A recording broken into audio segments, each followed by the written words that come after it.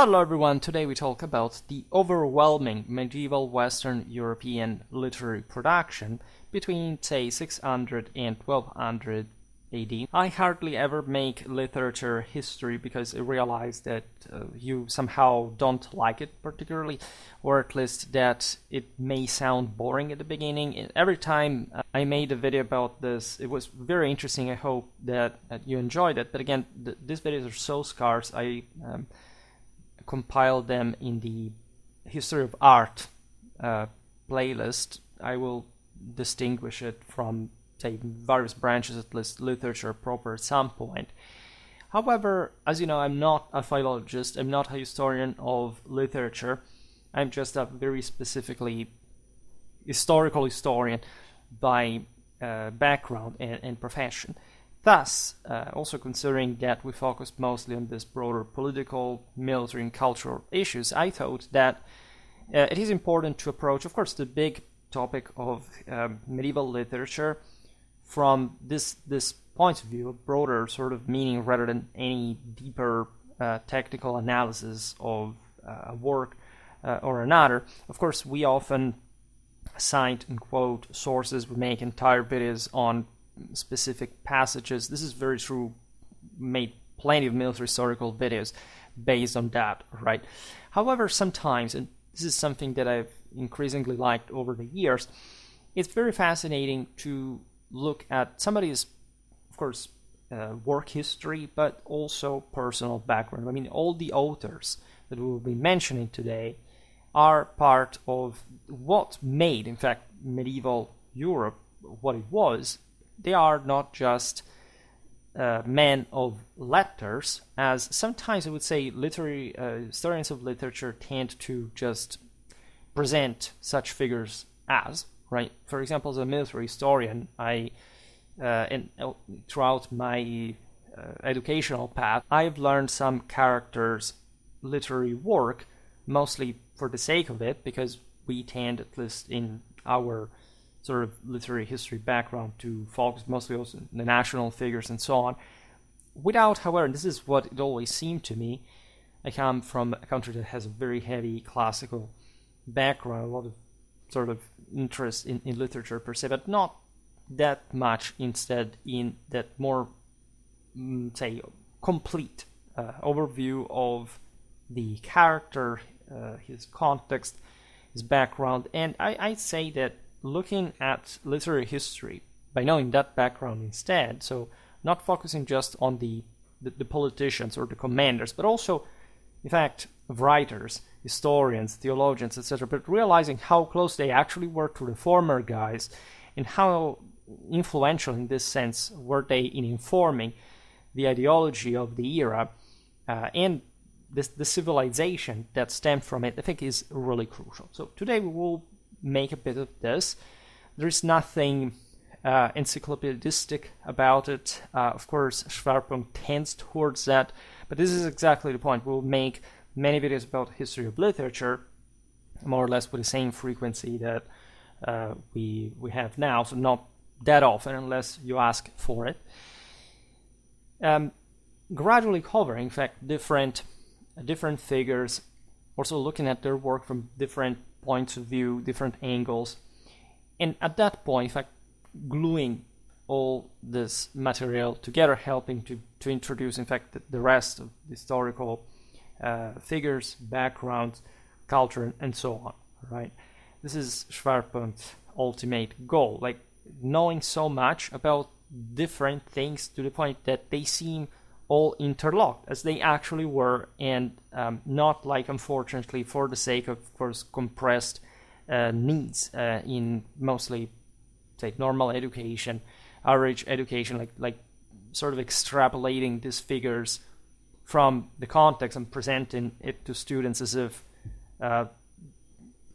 these people were important just as themselves, because they wrote something, without understanding why it's such a big deal that this happened.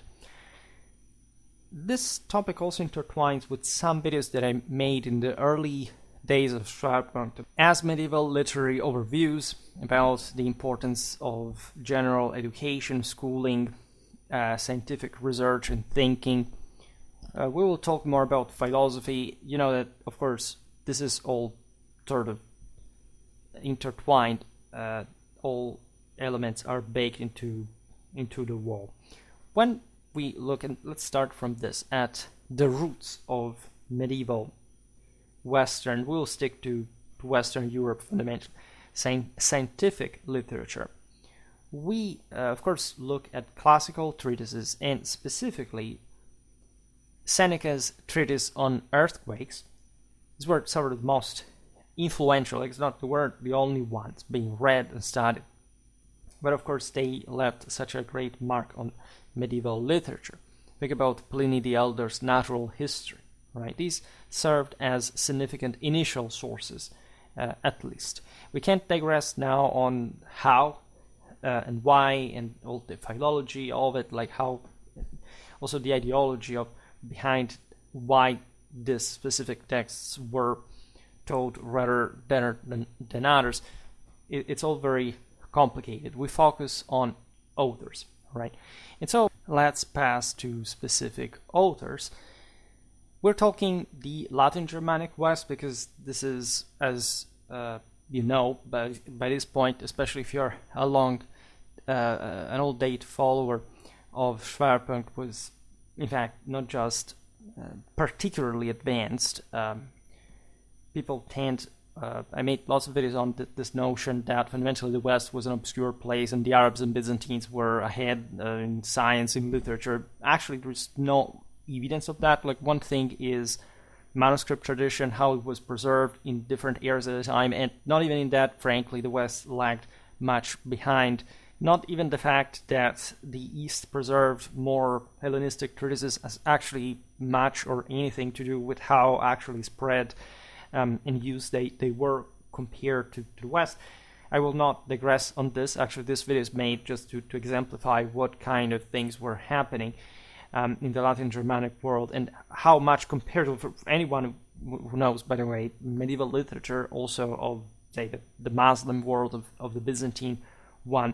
Like, of course, the West produced and preserved an overwhelming amount of documents with an originality, by the way, in production, in reflection, in analysis, in criticism, and synthesis that is not to be found anywhere else in the world that we know of. I've never heard of that. I've studied medieval history for decades. I've been covering, as you know, far and wide all Eurasia for several years, even if it were just on Schwerpunkt, and we could make an entire video about the indicators of this, let alone the actual historiography existing on these topics.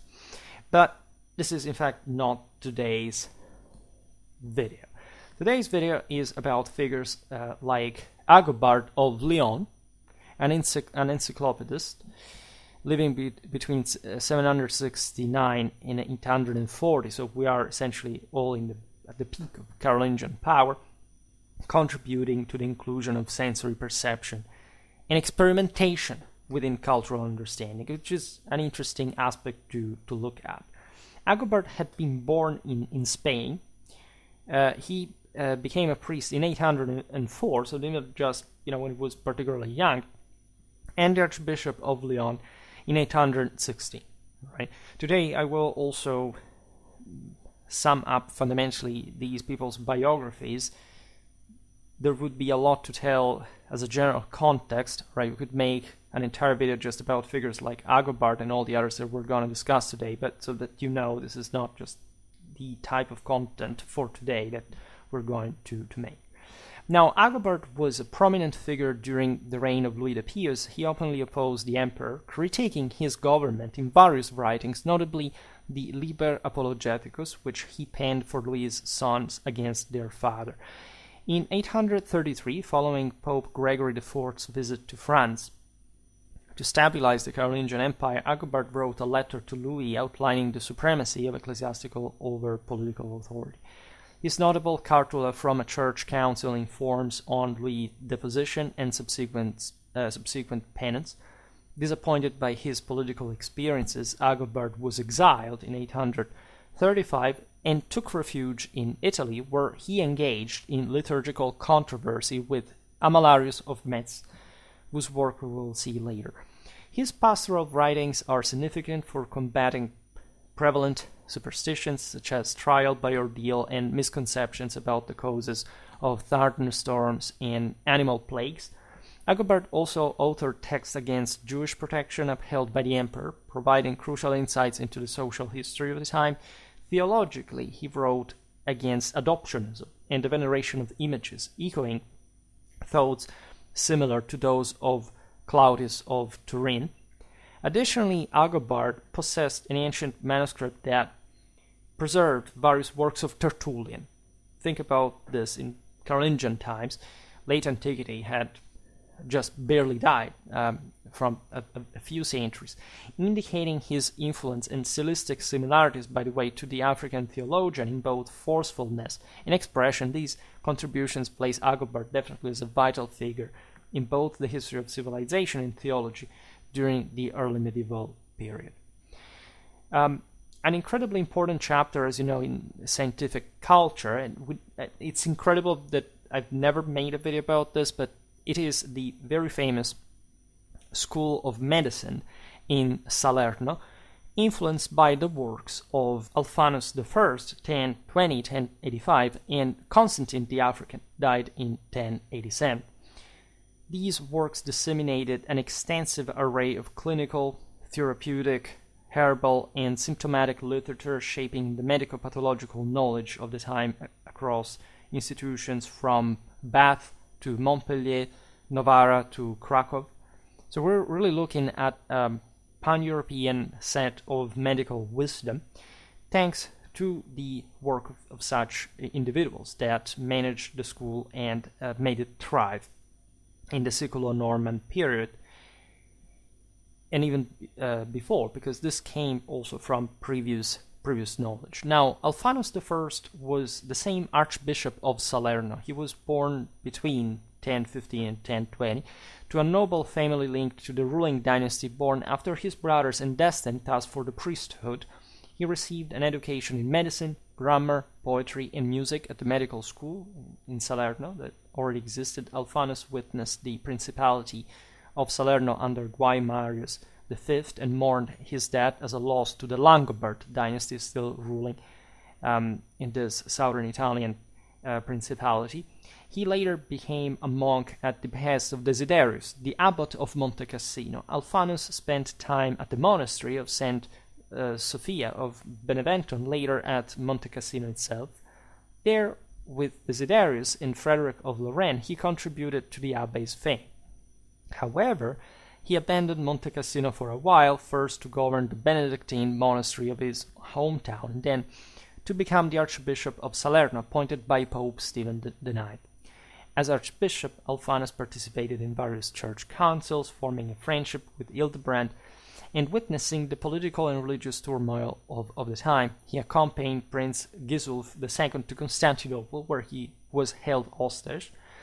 We talked about this in some of our investiture, Gregorian reforms videos. After his release, he sought refuge with Robert Guiscard before returning to Salerno, where he participated in subsequent councils and the dedication of Monte Cassino's new church. Later, when Salerno was besieged by the Normans, Alphonsus sided with the victors. He played a part in the construction of the Cathedral of St. Matthew in Salerno, which became a resting place for both Pope Gregory VII in exile and himself.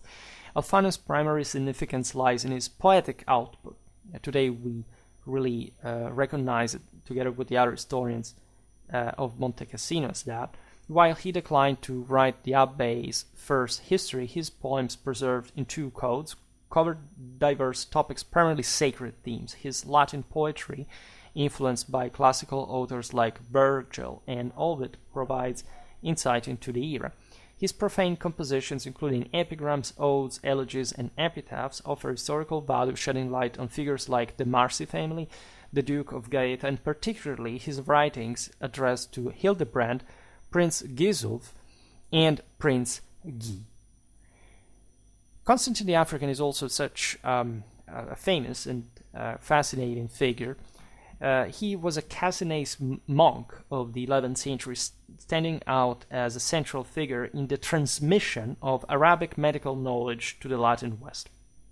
Information regarding his life is primarily gleaned from the second half of the 11th century, the last period of his life, as provided by himself within the introductions to some of his translations. He typically identifies himself as Constantinus Africanus Cassinensis Monachus, or Monachus Montis Passiani, suggesting his monastic affiliations. He dedicated his works to prominent contemporaries like the Pantegni, to Desiderius, his abbot at Monte Cassino, 1058-1086, and the Liber de Stomaco, so the book of the stomach, to Alfanus, the Archbishop of Salerno, that, as we've seen, was a physician and translator from Greek. Biographical accounts of Constantine's life prior to his entry into the monastery fueled numerous speculations and legends. Peter the Deacon, a monk and librarian at Monte Cassino, 1110-1153, dedicated one of the most extensive biographies of Constantine to him in his De Viris Illustribus Cassinensis Cenobi. According to Peter, Constantine was born in Carthage, although his Arabic name is not provided. He is said to have journeyed for 39 years throughout the East to perfect his studies, beginning in Cairo, where he learned grammar, dialectic, rhetoric, geometry, arithmetic, mathematics, astronomy, necromancy, music, and the physics of the Chaldeans, Arabs, Persians, and Saracens. He then supposedly traveled to India and Ethiopia, eventually returning to Egypt. Upon his return to Carthage, his vast erudition made him a target of suspicion, even prompting an assassination plot. Consequently, he fled to Salerno, where he was recognized by the brother of the king of Babylon, that is, the Fatimid Caliph of Cairo, and recommended to the Norman Duke Robert Guiscard, who bestowed honors upon him. He was definitely an important asset at the Siculo-Norman court for his enormous scientific background. During the abbacy of Desiderius, Constantine entered the monastery at Monte Cassino, donating the church of St. Agatha near Aversa, which had been gifted to him by Prince Richard I of Capua, 1057-1078. At Monte Cassino, he translated numerous books from various languages into Latin, with Peter the Deacon listing 23 titles. While the early part of his biography appears embellished, the accounts of his time in Salerno and Monte Cassino are considered more credible. Evidence also supports the existence of the Church of St. Agatha, which is mentioned in a privilege of Richard II of Capua, 1098, as a donation to Monte Cassino from his grandfather Richard I, although Constantine is not specifically mentioned. Another biographical version originating from the medical school of Salerno appears in a gloss by Master Matthew, possibly Ferrarius, on the Dieta Universalis preserved in a manuscript from southern Italy, dated to the 13th century. This account describes Constantine as a Saracen who first arrived in Salerno as a merchant. He met the prince's brother, a noted physician, and they discussed medical matters with the aid of an interpreter. Learning of the scarcity of medical texts in Salerno, he returned to Africa for 3 years to collect such books. Some of these texts, including the practical section of the Pantegni, were reportedly lost during a shipwreck off Cape Palinuro. In Salerno, he learned Italian and Latin and began translating the books he borrowed from Africa. Archbishop Alfanus offered to compensate him for the costs of replacing the lost practical section of the Pantegni. A third, surely legendary account from essentially the Renaissance suggests Constantine was a captured Salernitan pirate and sold as a slave in Salerno. He allegedly cured the Prince of Salerno of severe illness on the condition that he be freed. But this is more like, just the previous part, as you understand, is importantly legendary to a degree, just speaking of the magnitude of this mind. However, later sources from the 15th century, manuscripts especially, can't be considered as reliable. Due to conflicting details, it's also difficult to reconcile all the biographical details. For example, Peter the Deacon's timeline places Constantine's arrival in Salerno after the city's conquest by the Norman Duke Robert Guiscard, so that would be after 1076, while other accounts suggest he interacted with the prince then ruling Salerno. It's possible that Constantine arrived before 1076 there, as he must have already achieved some prominence to receive the donation of the Church of St. Agatha from the Prince of Capua, who died in 1078. Modern scholarship sometimes identifies Constantine with Protosecrates Constantine of Reggio Calabria. However, it's crucial to distinguish between the two. Some medieval manuscripts attribute to the latter the Greek translation of Kitab Zad al-Musafir Bakut al-Hadir by Abu Ghaffar Ahmad Ibrahim ibn Abi Alid al-Ghazar. Constantine translated the same text into Latin as Viaticum. The two translations differ considerably from each other and from the Arabic original. In the Greek text, the Arabic author's name is cited, while Constantine's Latin version presents itself as his own work. Furthermore, none of Constantine's biographies mention any period of his life spent in Reggio serving the Byzantine Empire. Though a Byzantine Protosecrates of Calabria may have known enough Greek to translate scientific Arabic texts, Constantine's is now understood to be a distinct figure. By the time Constantine arrived in Salerno, the city had already gained a reputation in Europe as a center of practical medicine. Classical medical treatises such as the aphorisms and prognostics of Hippocrates, along with commentaries by Galen, were already known in Italy, having been translated from Greek at the time. However, Constantine's translations introduced the great classical works of Arabic medicine to the West. Constantine was not a perfect translator, by the way. His Latin was generally correct, but the Latin medical vocabulary sometimes proved insufficient to accurately translate Arabic texts. He occasionally transliterated Arabic words such as soda, that is headache, and sifak, that is peritoneum. He also adapted the text for Western audiences, summarizing detailed descriptions of symptoms and therapies, paraphrasing personal experiences of Arabic physicians, and omitting recipes containing specific Arabic drugs and medicines that were possibly unavailable in Salerno. He was criticized both during the Middle Ages and later, not only for imprecise translations, but for presenting the works of Arabic authors under his own name. However, the medieval concept of literary property differed from our own, with blurred lines between editor, compiler, and author. Constantine repeatedly acknowledged his Arabic sources, even if he did not always explicitly name the authors. His early biographers, Peter the Deacon and Master Matthew, considered him as a translator, not even the author, of course, of treatises. Constantine's mediating function should not be understated, however, his translations being among the most frequently copied scientific texts in the Middle Ages. In the 12th century became a scholastic author. In Salerno, significantly, he, in so-called Articella, the medical manual originating from Salerno that remained in use until the Renaissance, the aphorisms and prognostics of Hippocrates with Galen's commentaries were cited not in the older translation from the original Hellenic, but in Constantine's version from the Arabic. There is no evidence that Constantine practiced medicine or taught in Salerno. His known students, Otto and John Flacius, the latter possibly of Arabic origin, like their master, were monks at Monte Cassino, but it's unclear whether they followed Constantine to the monastery or became his students there. He dedicated certain treatises to them. According to Cassino's sources, Constantine died on December the 22nd at a very advanced age, but the precise year is unknown. The date is either 85 or 87, often cited in medical history literature, lacks corroboration from the sources. Since Constantine never mentioned Abbot Odorisius, Desiderius' successor, in his works, it has been inferred that he died before Odorisius took over the leadership of the monastery. At present, it's impossible to compile a fully reliable list of Constantine's writings due to the lack of critical editions that account for the Arabic originals and are based on a rigorous collation of the Latin manuscripts.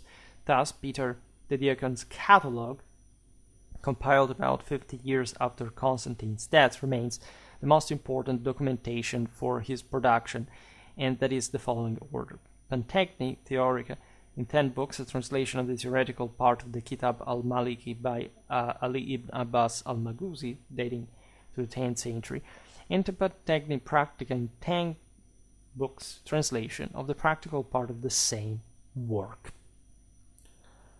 Roger Bacon, 1220-1292, and Arnold from Villanova, 1243 1511 played pivotal roles in solidifying scientific knowledge and fostering a unique blend effect of science, philosophy, ethics, and natural understanding.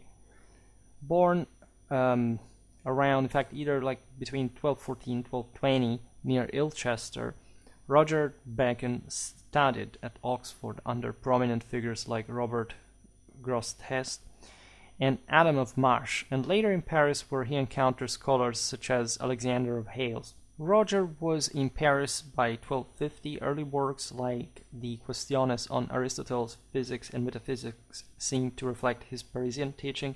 He entered the Franciscan order possibly around his 30s, though the exact timing is unclear. Bacon's teaching career was interrupted in 1257, leading him to devote himself to philosophical and scientific research. This pursuit involved considerable expenditure on acquiring secret books. From 1263-64 he wrote the Computo Naturali, addressing calendar reform and the precession of the equinoxes. However, due to a 1260 edict from his order, his writings remained unpublished.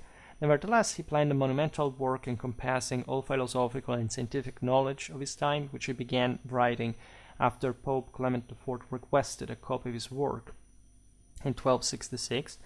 To satisfy the Pope's request and to make the work more complete, Bacon hastily produced the Opus Maius as an introduction to a larger work, and subsequently the Opus Minus and Opus Tertium as summaries and supplements. He also sent the Tractatus de Multiplicatione Speterum to the Pope, although he continued working after Clement IV's death. The main work, Compendium Philosophiae, remained unfinished. This ambitious project was intended to comprise 4 volumes: grammar and logic, mathematics, natural philosophy, and metaphysics and morals. The plan is documented in the Communia Naturalia, and fragments of the envisioned work exist in the Compendium Studi Philosophiae, Volumen Vere Mathematicae, Communia Naturalia, and others. Bacon's independence of thought, which was a hallmark of his approach, led to criticism of both the Franciscan and Dominican orders, as well as prominent figures within them like Albertus Magnus and Thomas Aquinas. He was also criticized for his scientific inquiries, and in 1277, amidst the anti-Aristotelian and anti-Averroistic backlash in Paris, his teachings were condemned for suspect novelties. Though a popular legend, he may have been imprisoned until 1292. Regardless, there is a lack of information, and further traces of him are lost from this time. Philosophically, Bacon embraced the Augustinian doctrine of divine illumination, attempting to reconcile it with the Aristotelian and Arabic ideas of the agent intellect. He stressed the importance of both external and internal experience, though he also emphasized the limitations of reason without faith. As a scientist, he built upon the work of Grosseteste and the Oxford School, using mathematics as the foundation of natural science and delving into astronomy, optics, building on halazen, and physics. He showed familiarity with gunpowder, speculated on the creation of telescopes and microscopes, and envisioned flying machines and sailless ships, while also incorporating elements of astrology and magic. He also recognized the need for a revision of the Vulgate based on the Hebrew text and for accurate translations of Aristotle, as well as the importance of studying Semitic languages and Greek. Despite not surpassing the knowledge of his time, he brought together and explored the full extent of 13th century knowledge, and his contributions earned him the title Doctor Mirabilis among his contemporaries. Arnold of Villanova is definitely like a remarkable and somewhat controversial figure. This individual was a physician and philosopher born around 1240 in Spain. He received clerical training, but was not a priest. He studied medicine with the Arabs of Spain, immersing himself in various fields including physics, chemistry, astrology, and philosophy. He traveled extensively throughout Spain, France, and Italy, studying the universities of Montpellier and Paris. He taught at the Montpellier School of Medicine. In 1290, he gained fame in the field of alchemy especially. He served the court of the Aragonese kings Peter III and James II, made a video about the latter by the way, Some scholars have suggested that he was also the author of De Tribus Impostoribus, a work that discussed three impostors. This book was attributed to Frederick II and others, but the attribution to this author is considered doubtful. He wrote a treatise called Libellus de Improbatione Maleficorum, which, while acknowledging the reality of sorcery, denied that demons were accessible to sorcerers. He wrote on medicine and alchemy, but the authenticity of some alchemic writings, such as Thesaurus Thesaurorum, is doubted. He made contributions to chemistry and medicine. His work revealed the acute observation of a keen observer on the concepts of pathology. He authored theological works which caused him difficulties and led to persecution from the Inquisition. He was imprisoned in Paris for expressing opinions that were deemed offensive to the Church, and he appealed to Pope Boniface VIII. He also engaged in writing about eschatological beliefs, which caused controversy. He was sentenced for his writings, and some writings of his were confiscated, though his writing was not all of the same kind. Key texts from this era also include Bernardus Silvestris' Mathematicus and De Mundi Universitate. Bernardus Silvestris, who was essentially a 12th century poet and philosopher associated with the intellectual circle of Chartres, drawing inspiration from Platonic philosophy, but also incorporating elements of Arabic science, particularly astrology and classical, like pre-Christian literature. His major works include De Mundi Universitate, a verse and prose poem that describes the creation of the world by the divine mind, the nous, aided by nature, and other personified forces such as Urania, Physis, and Genius. These figures represent the natural forces responsible for the formation of both the cosmos and humankind. In Mathematicus and Experimentarius, he presents astrological and geometric knowledge influenced by a translation of Syriac treatise. Finally, his commentary on the first 6 books of Virgil's Aeneid employs the technique of moralizatio, interpreting the poem as an allegory, an involucrum, concealing philosophical and moral truths, which, with each book, representing a stage in human life. Then we have Alain of Lille, with his De Plancto Naturae. Alain was a French philosopher, theologian, and poet. He lived between 1128 and 1203, roughly representing a significant figure in the intellectual landscape of the era. While the specifics of his life remain somewhat obscured, evidence suggests a grounding in the Scholae Dictaminis of the Loire region, followed by education at Chartres and a teaching career in Paris, potentially with later involvement in southern schools and missions against heretical groups. His intellectual output spans a range of genera, from theological treatises like Regulae de Sacra Theologia Summa Quoniam Homines and De Fide Catholica Contra Hereticos, to more philosophical and allegorical works, including De Plancto Naturae and Anticlaudianus, which are of particular interest. His works reveal a depth to the Chartres masters and a familiarity with Latin culture, of course, alongside an openness to Hermetic and pseudo-Hermetic texts and the emerging scientific knowledge from the translation of Arabic texts and Byzantine theology. This eclectic blend positions him not just as a scholastic theologian contributing to the development of Scientia Divinis, but also as a philosopher engaging with the natural world, akin to figures like Bernardus Silvestris, and exploring cosmological and ethical themes through elaborate literary and rhetorical devices.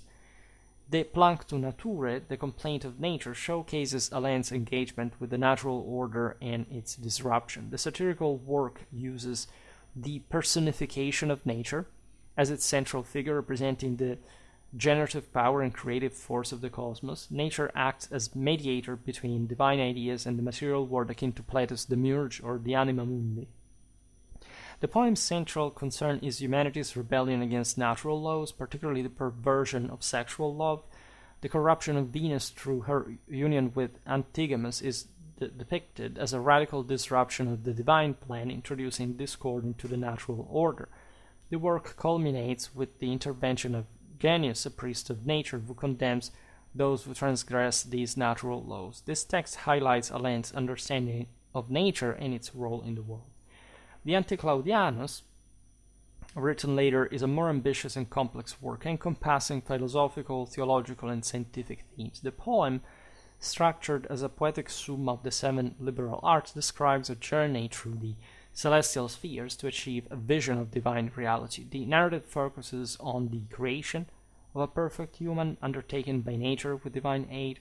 Through the guidance of reason, prudence, and the 7 liberal arts, Francis, wisdom, journeys through the heavens, encountering astronomical and astrological concepts and ultimately reaching the realm of theology, where they seek counsel from God. The soul of the perfect human is created by God. The creation is then brought to completion with the body built by nature. The poem also narrates the battle between virtues and vices, culminating in the establishment of a harmonious world.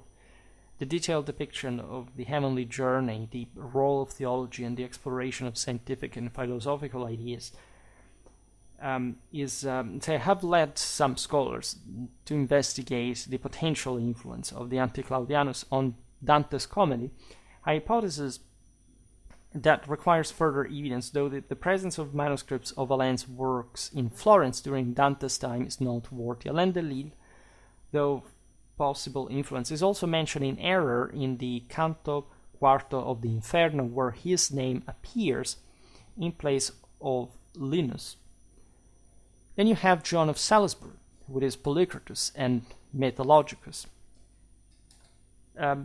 John was yet another prominent figure in 12th century European intellectual life. He was a writer and prelate born between 1110 and 1120 in Salisbury, England, and died in Chartres in 1180. Educated in Paris and Chartres under renowned masters like Abelard, William of Conches, and Gilbert de Poitiers, he served as secretary to the archbishops of Canterbury, including Thomas Becket, and was frequently involved in diplomatic missions. After Becket's death, he moved to France and became the bishop of Chartres in 1176. His major works, pivotal to the culture of his time, include the Metallogicon and the Polycraticus.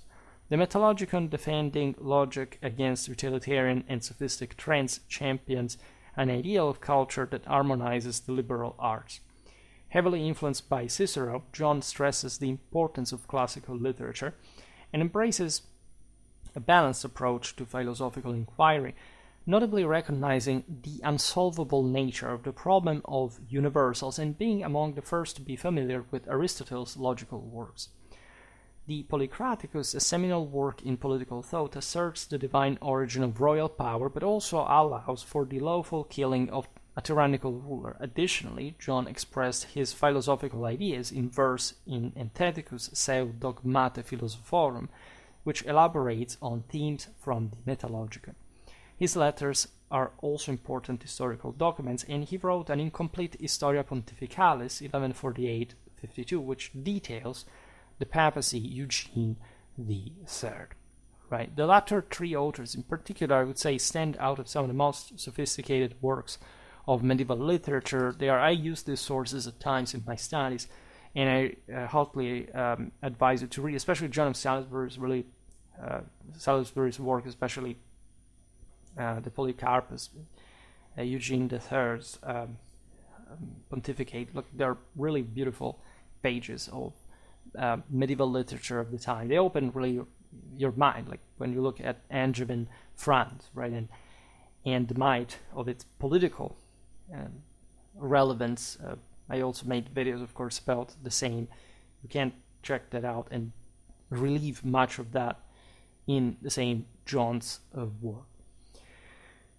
So we've looked at this interestingly theological, philosophical, naturalistic, right, scientific works. Additionally, there was a strong command, of course, of arithmetic, organization, and quantitative skills, proving beneficial in poetry and musical artistry as well. Throughout the Latin Germanic Middle Ages, we have an impressive evolution of the ars dictandi, that is to say properly the art of writing, or ars dictaminis, as well, influenced by grammarians like Donatus and Priscianus. These were late antique authors. We do not look at them, if anything, for timeline reasons. We're talking between the 4th and the 6th centuries AD. Then, of course, there is Cicero, as well as the unknown author of the Rhetorica ad Erennium, constituting really the model, right, marking the peak for prose writing techniques between the 11th and 12th centuries. We will talk more about this because the notion that humanism was, say, just rediscovering for the first time the Latin classics is really wrong. Like here we're looking at the 12th century Renaissance, let's say, but throughout even the early Middle Ages, these authors had been key to those standards of properly of Latin prose more, and so this is a matter that we will have to investigate more because it also dismantles a lot of prejudices regarding this sense of backwardness of illiteracy or loss of awareness of the Roman past, which is absolutely nonsensical for anyone having just like the fundamentals of medieval literature. In any case, we can see the Ars Dictaminis evolution, this development, following, for example, the Carolingian De Rhetorica et Virtutibus by Alcuin of York, as well as Notker the Bulbous 9th century theories. So let's look at these authors briefly. I mean, these are very famous, especially Alcuin. Everybody knows him, really. He had been born into a noble Northumbrian family. Northumbria, as you know, had produced also beet, so it's in part not a coincidence. He was born in 1735, emerging as a pivotal figure during the Carolingian Renaissance. Even though, as you know, the Anglo-Saxons were not part of the Carolingian Empire, they were part of the broader, in fact, European Catholic identity that the same Franco-Roman power championed. Alcuin's early education at the renowned School of York, known for its learned masters and Archbishop Erchempert, instilled in him a lifelong passion for learning. He excelled in his studies, particularly in grammar and rhetoric, and developed a deep appreciation for classical literature, even preferring Virgil to the psalmists as a youth. After succeeding Adalbert as head of the York School, Alcuin embarked on a journey to Rome, seeking to enrich the library and ultimately encountering Charlemagne himself in France. This meeting proved transformative, leading to Alcuin's invitation to establish the Schola Palatina at Charlemagne's court. At the Schola Palatina, Alcuin became the driving force behind the intellectual endeavors of the Carolingian court. He taught the 7 liberal arts to Charlemagne, his family, and the assembled nobility, fostering a vibrant center of learning and contributing to the education of future leaders. Alcuin's pedagogical approach was characterized by a blend of rigorous instruction and engaging with, making him an influential teacher and innovator. Though he eventually retired to the monastery of Tours, he remained a key advisor to Charlemagne, offering counsel and guidance through correspondence and continuing to champion the pursuit of knowledge. Alcuin's spiritual influence was significant. He wrote poems, hymns, epigrams, treatises, and countless letters, shaping the minds of 2 generations. His literary output included a poem on the kings and saints of York, a lament on the Lindisfarne monastery's destruction by the Norse, and numerous other works, including dialogues and didactic texts on grammar, rhetoric, and dialectic. These works served as valuable educational tools. Furthermore, his contributions to music theory, including a treatise on the 8 musical tones and the rhythmic regarding of neumes, were vital for liturgical practices. Alcuin's role in promoting education extended to his correspondence, which offered guidance and fostered intellectual exchange with prominent figures such as Charlemagne, bishops, and young scholars. Ultimately, Alcuin's multifaceted contributions as a scholar, educator, and advisor played a crucial role in the Carolingian Renaissance. Speaking of Notker the Bulbous, he was a poet and writer. He was born around 840 in Jonsville, the canton of St. Gallen, Switzerland, and died in 912. Think about these years, they're really meaningful considering the the decline and fall of the Carolingian Empire. He humbly referred to himself as Balbus et Edentulus, that is to say, stammering and toothless. Notker entered the monastic community of St. Gallen, where he was educated and later became a master. His roles included librarian in 890 and hospitarius from 892 to 894. As quintessential medieval intellectual, Notker showcased his original talent across various literary forms, particularly in music and poetry. Though he cannot be credited with the invention of the sequence, he played a significant role in developing this genre of religious lyricism, which arose for mnemonic purposes by pairing texts with elaborate melismatic music during the psalms of the Mass. He creatively expanded this musical form by composing new melodies and crafting complete sequences. Historian Eckhard IV attributes 50 sequences to Notker, but it is generally accepted that he actually composed 41 prose works and 35 melodies, often drawing from existing choral traditions. He dedicated several of these works to Bishop Luthvard of Vercelli between 881 to 887.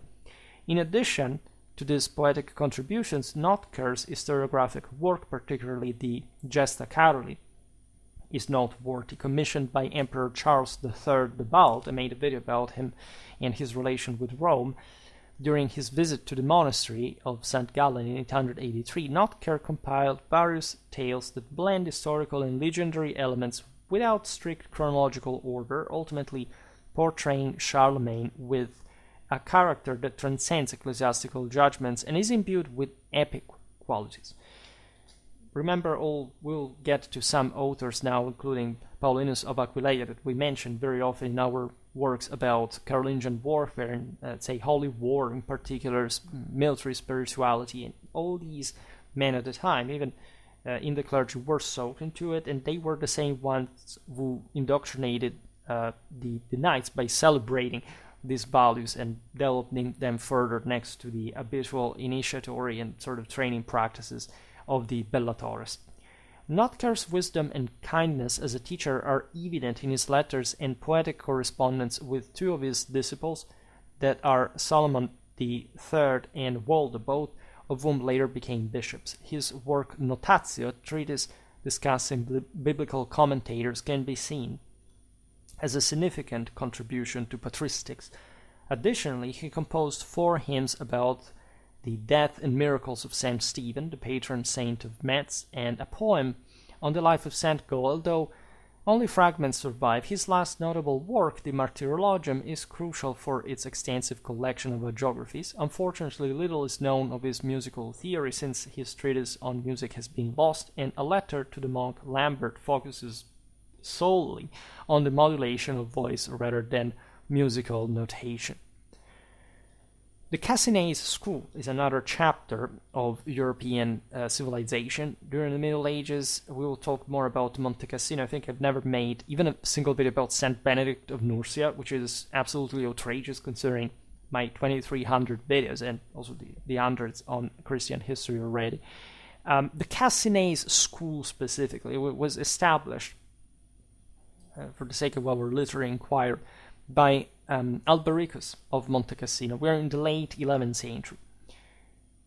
And we have, of course, later scholars will see now. However, Albericus deserves, an interesting introduction as a figure for the times and places. He was this crucial figure intellectually from the late 11th and early 12th century, leaving an indelible mark on the literary and theological landscape of the time. Born around 1030 in the territory of Benevento, he entered the monastery of Monte Cassino, becoming a monk and rapidly ascending to prominence within its scholarly community. His early education, likely in Benevento under the tutelage of Rothfred, the future archbishop, laid the groundwork for his intellectual pursuits. At Monte Cassino, Albericus forged close relationships with Abbot Desiderius, participating in the creation of the Dialogy, and engaging in a substantive correspondence with Peter Damian, that we made a video on if you're interested in just to understand the political, juridical, and cultural temper of the era, other than just the same hermetic, spiritual, moral one, demonstrating his significance as a thinker and commentator on biblical exegesis. At the monastery, Albericus flourished as a teacher of grammar and rhetoric.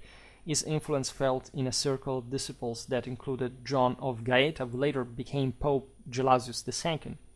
His pedagogical reach extended to the composition of works on diverse subjects ranging from dogmatics and hagiography to music. However, Albericus' influence went beyond the confines of the scriptorium. In the winter of 1078-79, he was called upon to defend Orthodox Eucharistic doctrine against Berengarius of Tours in Rome. This crucial event saw him authoring a book on the subject, unfortunately lost, in which he defended the substantialiter concept, ultimately influencing the dogmatic definition of the Council of Trent. His performance in Rome elevated him to a prominent status within the Church and further cemented his role as defender of tradition. Later, Albericus actively supported Gregory VII in the ongoing conflicts between the papacy and the Holy Roman Empire, composing a now lost treatise Contra Henricum Imperatorem de Electione Romani Pontificis. Though often referred to as a cardinal, there is no basis for such a claim, although he was buried in a cardinal's church in Rome. Albericus' greatest literary contribution, the Breviarum de Dictamine, secured his reputation as a pioneer in the development of the ars dictandi, the art of letter writing. Although a number of his works have been lost to time, his legacy as an educator of rhetoric and preserver of classical learnings remains, with the Breviarium establishing him as a foundational figure in Italian literary history. His surviving writings, including hagiographical texts, exemplify his versatile style, ranging from a more modest approach in historical narrative to a more elevated and elaborate style in praise and exhortation, although the loss of many works prevents a complete assessment of his contributions. Other great political debaters stemming from the rhetorical strategies employed in the 12th and 13th centuries, as you see in the aftermath of the investiture controversy, the Gregorian reforms, are, for example, Paul from Camaldoli, that, as you know, was one of the most important spiritual centers of the time. I think I made a video talking about the Camaldoli, in connection also to Peter Damian, of course. There is relatively few about him, but you have, for example, Adalbertus Samaritanus, an early master of the ars dictandi of art, letter writing, and rhetoric, associated with the Bolognese school, where, as you know, civil law was being revived. While the exact dates of his birth and death are unknown, he likely lived from the late 11th to the mid-12th century, as indicated by references in Hugues of Bologna's Rationes Dictandi, written between 1119 and 1124. Hugues accused Adalbert of departing from the teachings of Albericus of Monte Cassino. Adalbert's surviving works include the Precepta Dictaminum, written at the request of a student, likely between 1111 and 1118, and the treatise De Dictamine, along with 18 letters that possibly serve as examples of epistolary prose. These letters suggest Adalbert gained some fame, as he was invited to teach rhetoric in Cremona, an offer he declined due to prior commitments in Bologna. He later suffered a devastating fire, leading him to seek aid from Hugues, the archpriest of Bondene. There is also a possibility that Adalbert of Samaria is the same person as Albertus Samaritanus, the author of Introductiones in Priscianum, mentioned in a 1276 catalogue from Pont de Thomières. Another important name is Boncompagno da Signa, born between 1165 and 1175 in Signa, that is Florence. I made a series about medieval Florence during this very centuries. You can check that out if you're interested in the general context. Boncompagno emerged as a notable figure in medieval literature and education. Early in his career, he relocated to Bologna, where he established himself as a magister in grammar and rhetoric, gaining recognition for his innovative teaching methods. You see how all these names reconnect one another with connections with southern Italy, France, England, northern Italy, Spain. Between 1194 and 1203, he produced several significant works, including Quinque Tabulae Salutationum, Tractatus Virtutum, and Palma, among others. His experiences in Rome, including a failed attempt to secure an ecclesiastical prebend, prompted him to adopt a secular lifestyle instead. Boncompagno's major work, named like him Boncompagnos, presented in 1215, marks a culmination of his scholarly endeavors, showcasing a unique approach to rhetoric that prioritized simplicity and practicality over the dense style prevalent in contemporary education. Through this work, he advocated for a rhetoric grounded in real life applications, deviating from traditional references such as Cicero and Priscian. His emphasis on clarity and immediacy was a significant departure from the complexities of the Aurelian style, igniting a conflict with traditionalists. Throughout his career, Boncompagno remained engaged in legal studies, contributing to discussions on statutory law through various treatises that reflected his deep understanding of both civil and ecclesiastical law. He also directed attention towards the moral and philosophical dimensions of friendship and the human condition in his later works, such as Liber de Amicitia and Libellus de Malos Senectutis et Seni. Boncompagno's life was marked by travel across Europe, which enriched his worldview and informed his writings, though he encountered opposition particularly from rivals like Bene da Firenze that we will see now. His independent spirit and innovative contributions laid the groundwork for subsequent humanist thought. His vibrant Latin style and commitment to fostering understanding among his students contributed to his lasting legacy in the realm of medieval literature and education. He passed away in an infirmary near Florence after a life filled with scholarly achievement and a dedication to independence. Finally, Bene from Florence, that highlight the concentration of such talents, by the way, in this already, you can say, proto-humanistic center, as we already again described well in its roots from this very era. Bene was born, in fact, in Florence around the mid-12th century. It is believed that he pursued his studies in Bologna as well, where he later taught grammar and rhetoric beginning around 1218. His teaching career, there may have followed by his predecessors, Boncompagno da Signa, whom he harshly criticized in his work Candelabrum, even going so far as to claim superiority by adopting the name Bonus as an homage to Bologna, but likely also as a slight to Boncompagno. Bene's professional life was marked by a commitment to Bologna, to the Bologna teaching institution in particular. He swore an oath promising to resist any attempts to move the faculty elsewhere and to teach solely in Bologna, although he retained a conditional interest in a clerical position in his hometown. Despite his less illustrious standing compared to Boncompagno, Bene's reputation extended beyond the university, and he received invitations from Emperor Frederick II to serve in his court, which he declined to avoid involvement in the political intrigue surrounding the emperor. He is best remembered for his work Candelabrum, a Summa Dictaminis offering comprehensive guidelines on rhetoric and composition, which circulated widely in manuscript form with significant copies held in various European libraries. The Candelabrum is structured into 8 books that explore the art of writing, rhetorical figures, and the composition process through distinct components like exordium, narratio, and conclusio. Bene's death is estimated to have occurred on June 3, 1239, although its exact dating remains debated among scholars. His influence is further evidenced by a second, less extensive Summa Dictaminis and a Summa Grammatica, along with 2 additional grammatical treatises, De Accento and Regulae Demetris, which reflect his contribution to the study of grammar in the medieval period.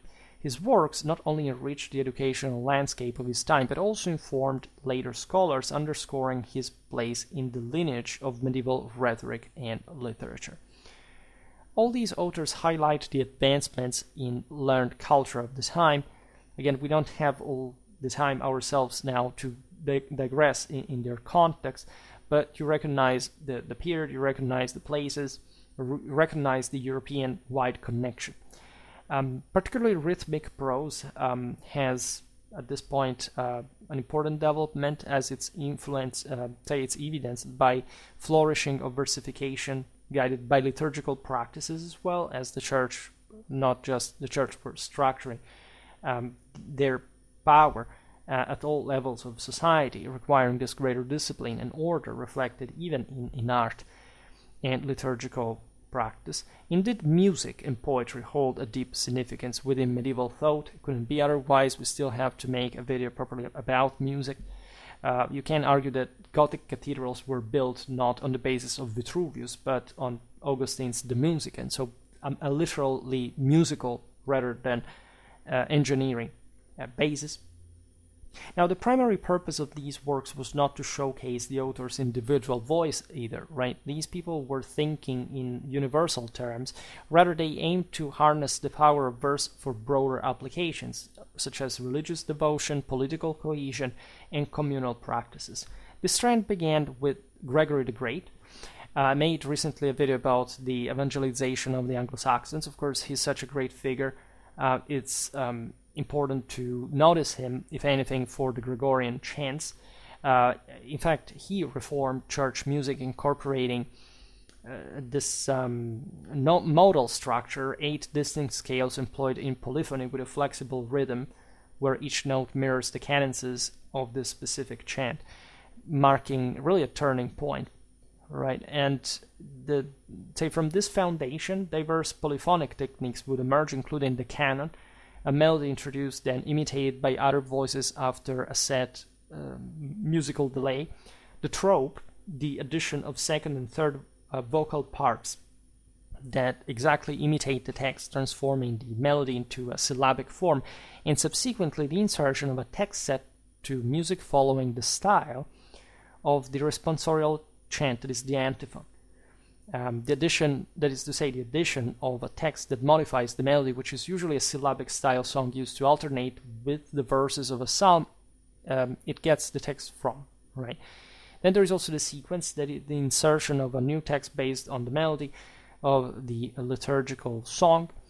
We'll understand how early this practice was influential. Gregory the Great, also known as, in fact, the Pope Gregory I, served as Pope from 590 to 604 and was a significant figure, to say the least, in the history of the Roman Catholic Church, essentially one of the single most important popes. Born around 540 in Rome to a very noble family, he received an excellent education influenced by the cultural revival following the Gothic War. Initially, he held a high government position in the Byzantine administration before choosing a monastic life, founding 6 monasteries in Sicily and converting his family home in Rome into a monastery. Gregory became a deacon under Pope Pelagius II and played a significant role in the papal administration, particularly as an envoy to the imperial court. After Pelagius' death, Gregory reluctantly became pope amid the backdrop of societal upheaval, as Italy was suffering from invasions and devastation due to the Longobards conquests. During his pontificate, Gregory worked tirelessly to reorganize the church, focusing on effective pastoral care and setting high standards for church leaders, which he outlined in his pastoral rule. He managed the church's vast wealth prudently, ensuring it could address the needs of the people during difficult times, including negotiating peace with the Longobards to protect Rome. Gregory is also revered for his theological contributions, particularly his Moralia in Job, which reflects his exegetical work. He is credited with promoting the role of images and art in teaching the faith, advocating for their use, let's say, in churches, emphasizing their function in conveying religious truths to those unable to read. I made a video about St. Equitius that explains this aspect particularly. Gregory's literary production includes the very famous dialogues documenting the lives of saints and their miracles, which served both pastoral and educational purposes, St. Aquileia being part of this. Gregory's influence extended beyond literature. His initiatives strengthened the Church's authority in the West, and his legacy shaped medieval ecclesiastical structure and spirituality.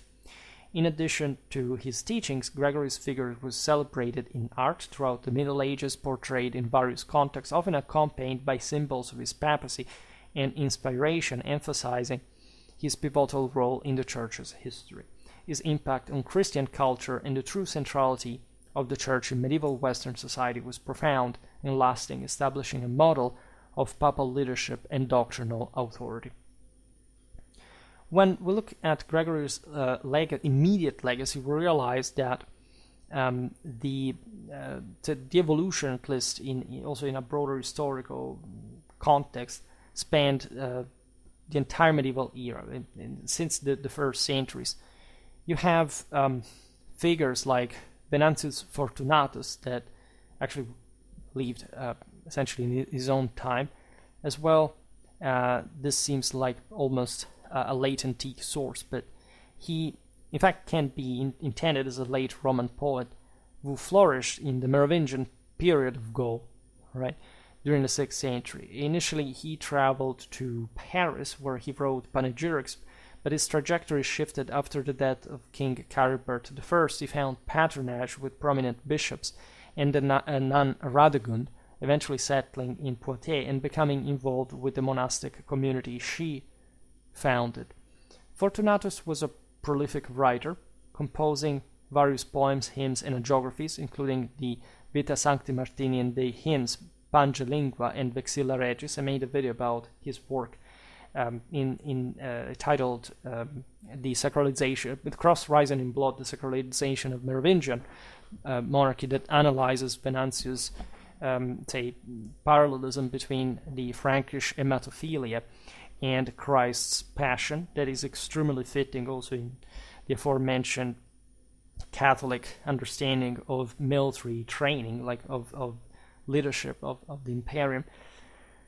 Venantius was deeply involved in the political and religious landscape of the time, so he could have not been otherwise, writing for the Merovingian kings, bishops, and prominent figures. His work often reflected the events of the era, including court intrigues, political alliances, and religious controversies, like the conflict surrounding the 3 chapters that we'll surely make a video about. He also wrote in defense of his friend Bishop Gregory of Tours, that today we do not discuss, just like we will discuss Paul the Deacon, but there is Isidore of Seville, be the Venerables. As we say in the beginning, we will not touch even some of these sacred giants of early medieval literature, because they deserve better, but we'll surely talk about them in some other context more cursorily as well. Gregory of Tours, whose association with the court of Metz, and by extension Fortunatus himself, made him a target of his enemies. Fortunatus eventually became a priest and later the bishop of Poitiers himself. His writings after his death were published in collections. His poems, which were often commissioned, provide valuable insights into the culture, religion, and politics of Merovingian Gaul. I have another crucial figure we were hinting at before, Paulinus of Aquileia, that we observed in many videos speaking of the Italic, Germanic, Slavic frontier during Carolingian times, and the, in fact, Frankish expansion into those areas where the Byzantines and the Slavs were putting up a resistance. Paulinus literally inciting holy war from Italy to drive the Franks, the Lombards, the Bavarians against Slavic resistance. He lived between 750 and 802. He was patriarch of the same Aquileia. I made some videos about that patriarchate, although not exactly in Paulinus' time. In any case, we talk about Friuli in general, again, all the surrounding regions. Paulinus was a significant intellectual and ecclesiastical figure during the Carolingian cultural reform. His early life before 776 remains largely unknown, but he was recognized as a venerable master of grammar and possibly held an ecclesiastical position. His mention in a diploma from Charlemagne suggests he was intricately connected to the court, and this grant of land may have been a reward for his poem honoring the king. By this time, he had already established a relationship with prominent scholars such as Alcuin of York. Paulinus' role at Charlemagne's court marked the beginning of his contributions to the educational and cultural policies of the Frankish kingdom. He was part of a circle of intellectuals that sought to revitalize the remnants of the Longobards schools and lay the ground for a lasting European tradition. He was notably referred to as Timotheus in his writings, hinting at his scholarly devotion.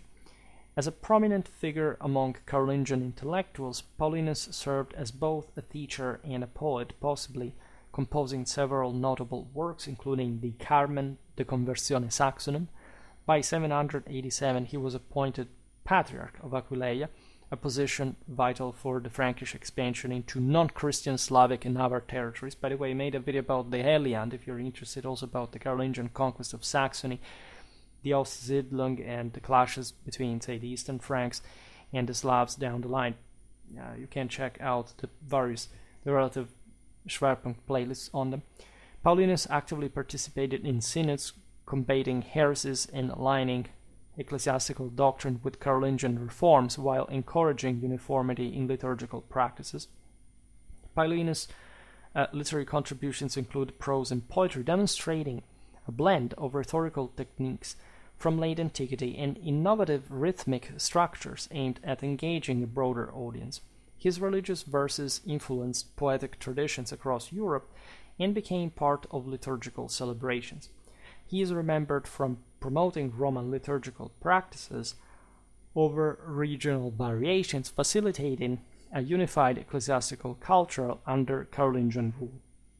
Paulinus passed away in 802, leaving behind a legacy as a respected theologian and scholar with continued local veneration in Cividale, Friuli.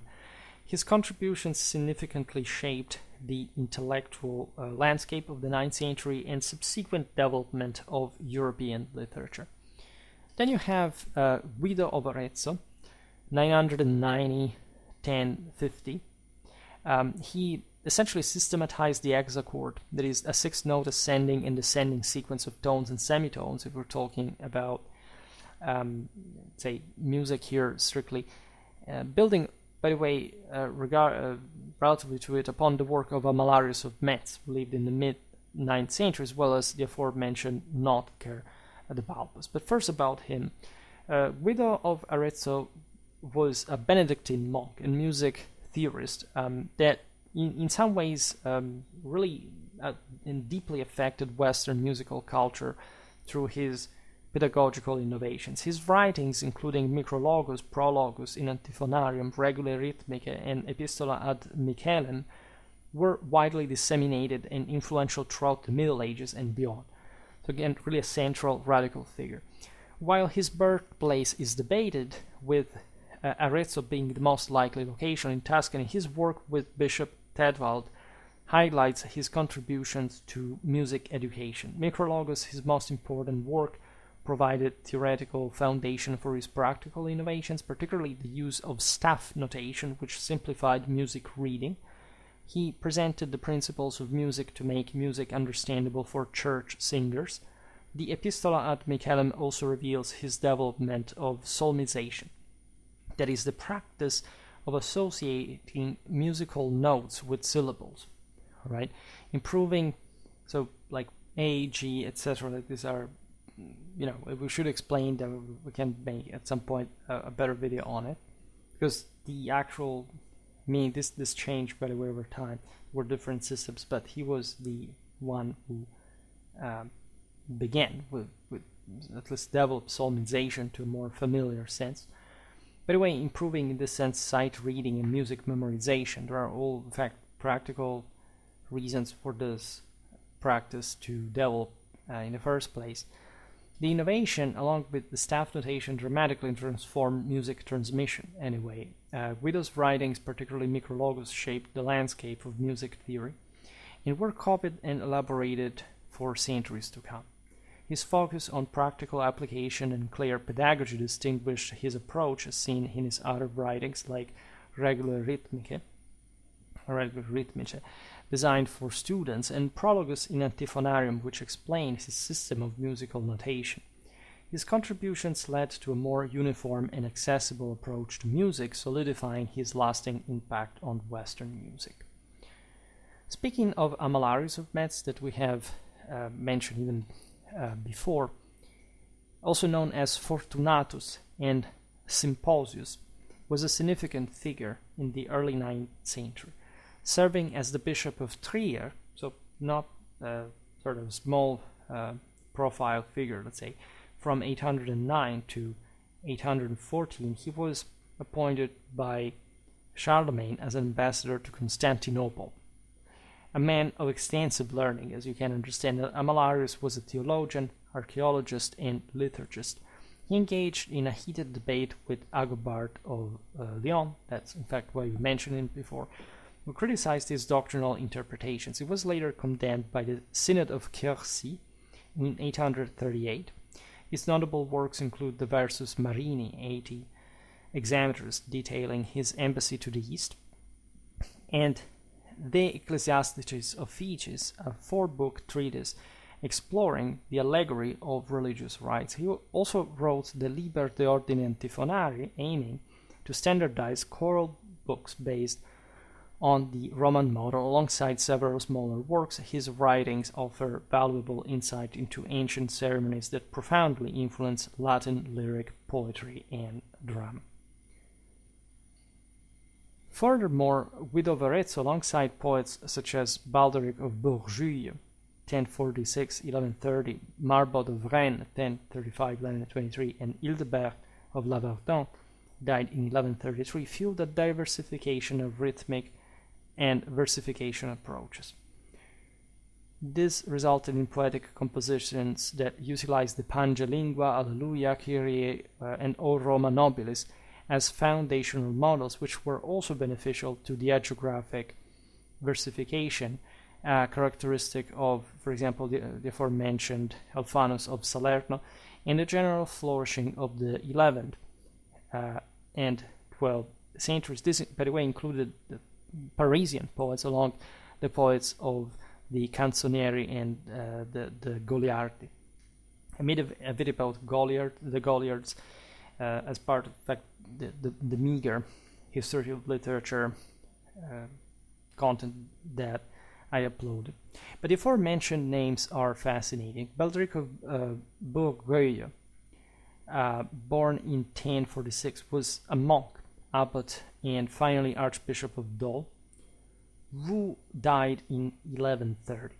A man of simple and virtuous life, he was deeply devoted to literature, writing with elegance in both prose and verse. His prose includes hagiographies and a well-structured Historia Hierosolimitana, an early account of the First Crusade. However, his poetry is of greater interest, comprising short compositions such as epitaphs, epigrams, riddles, hymns, and numerous letters. These letters, which explore moral, literary, and personal themes, reveal Balderic's humanist sensibilities, his love of solitude, and his appreciation for refined friendships. Notably, his letters to noble women and nuns, with their echoes of Platonic gallantry, have drawn comparisons to contemporary troubadour lyricism. His major poetic work, dedicated to the Countess Adèle of Blois, describes a fantastical hall adorned with tapestries, paintings, and sculptures depicting historical events, the heavens and earth, and the sciences and arts, offering a poetic encyclopedia valuable for understanding contemporary culture. Marbod of Rennes, born in Anjou in 1035, was a significant figure in the Latin culture of the 11th-12th centuries. He excelled as an hagiographer, poet, and educator. He taught rhetoric and managed schools in Angers before becoming the Bishop of Rennes in 1096. Marbod's literary impact stems from his extensive poetry, which reflected medieval mentalities, and his influence on teaching methods. His works include numerous hagiographies such as Vita Licini and Vita Roberti, where he adapted earlier narratives for religious and moral edification. The Historia Theophili offers a blend of legend and novelty, while other poems narrate the Passio Sancti Laurentii and other martyrologies.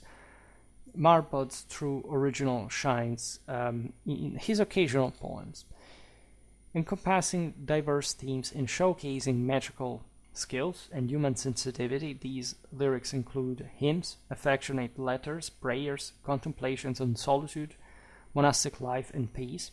He also wrote didactic odes, satires critiquing clerical customs such as Versus Canonicalis, and pieces that demonstrate his technical skill, like De Civitate Redonis. His Liber Decem Capitulorum provides a comprehensive view on achieving knowledge, faith, and spiritual well-being. Furthermore, his treatise on mineralogy, Liber Lapidum Pseudo Gemmis, which describes the natural and supernatural properties of 60 precious stones, became a widely disseminated text, serving both literary and scientific purposes, influencing the development of pharmacology even up to the 16th century. Finally, we have Hildebert of Lavardin. Many writings have been attributed to this figure, though not all can be deemed authentic. A notable example in the Tractatus Theologicus, which would secure him a prominent place in the history of medieval philosophy, but its authenticity is questionable. Among the genuine works, some rare sermons and around 100 letters stand out as models of style that have long been admired and studied. He also penned one or two hagiographies, mixed prose and verse in engaging Conflictus Carinis et Anime, and the elegant verse work De Mysterio Missae, which explores the mystical significance of each act of the Mass. Other notable works of Hildebert include the Vita Sanctae Mariae Aegypticae, a vigorous and dramatic account of a saint's life, and the De Virtutibus et Vitiis, a lively moral exploration beginning with a critique of Monte and culminating in the exaltation of the Orphic myth. Additionally, De Excitio Troiae offers an eloquent summary of the misfortunes surrounding Troy, lamenting Hecuba and cursing Helen, while the two elegies De Roma reflect on the grandeur of ancient Rome's ruins and the enduring spiritual dominance of the new Rome. His elegy De Exilio Suo expresses a pagan's nostalgia for lost pleasures, ultimately yielding to a Christian resignation. He also composed a number of other sacred and profane works, both lyrical and narrative, varying in length. These works brought Hildebert significant fame. While some of the praises bestowed upon him may be exaggerated, it is undeniable that he possessed a keen poetic sensibility, technical mastery in rhythm and meter, and a discerning appreciation for classical forms, albeit with modern tastes. He stands as one of the foremost representatives of 12th century French humanism. By the 11th and 12th century, the careful reading of the original text became less important. Instead, memorization of the verses and melodies was key, reflecting the more collective dimension, greater development of the system, facilitating the widespread as orderly dissemination of music and poetry among the educated. Within these contexts, individual communities, cities, and local cultures infused their own specific themes and expressions of awe. Hagiography became the primary vehicle for this, blending the historical and miracle-working acts of the saint with the ideals of the knight, king, warrior, and family. I made multiple videos about this, including one about the importance of medieval literature, especially during the 12th century, as one dominated by chivalric standards across most of the country. Hagiography served as a crucial repository of culture, both written and oral, throughout the Middle Ages as well. We talked about the roots of this in such a special work like Odo of Cluny's Gerald of Aurillac back in the day. The connection of geography to oral tradition is evident in the memorization of the Passio, the accounts of the saints' suffering, and the miracula, the miracles, central to understanding the saint as an exceptional figure in daily life operating within a community of believers. If you're interested in that, we never really talked too much about sainthood per se on Schwerpunkt. Yes, we encountered it also in many other contexts like the Indo-European Holy War, the aforementioned Gerald of Aurillac, among others. There is, if anything, a bit regarding these practices performed in the later Middle Ages. There's that video about pilgrimage in medieval France that talks about relics as well, that does touch on some of these topics more closely. Also considering that France was really the center of Europe at this point in many ways. And these devotees, by the way, accustomed to homilies and the societal hierarchy of the medieval worldview that was really structured in a substantial way, offered a framework for understanding the relationship between the text and its audience, and between expression and reception as well. The saint, emphasizing faith's dominance over the fluctuations of existence, presented a vision where miracles healed wounds, prayer guided actions, fortresses repelled evil, and individuals were freed from their troubles. A geography, in essence, encapsulates overarching trends, an emphasis on spoken tradition and biographical choices that refrain the broader context. I made a video about the difference a bit between Carolingian and Merovingian geography, also between northern and southern Gaul. It's about the early Middle Ages. Now we're talking the later times, but there is all a massive hagiographical tradition that incredibly people seem to be completely unaware of, right? It's enormous, it's extensive, it's very high profile, and yet people, I don't know, just think about the Norse sagas. It's not like those are not important, but in general, like you have texts at that level of development of insight, and also, in fact, further traditional legacy being written extensively from those societies that you wonder about, and you don't read that. Like, it must be done severely brain damaged not to realize the importance of these things. But by scale, also in the disproportionality. But again, there is a great disproportionality in this misunderstanding. But going back to our times, let's say that by portraying saints as models of ideal behavior, the overall human experience is elevated, of course, and this function is embodied in medieval Latin texts such as the Dialogi, the Gloria Martyrum, the Gloria Confessorum, the Vitae Patrum, that all have their own, again, traditional model that is further fueled at this point. These works facilitated a crucial process of self-discovery, culminating in the emergence, for example, also of autobiography during the Middle Ages. Needless to say, this genre built upon the precedents established by St. Augustine's Confessiones and established conventions of a geography evolving through works such as Ratherius of Verona's Confessio, Othlo of St. Emmeram's Liber de Tentationibus Suis, Guibert of Nogent de Vita Sua, and Lothars of St, that is, Pope Innocent III, De Cognitione Sui. These are some really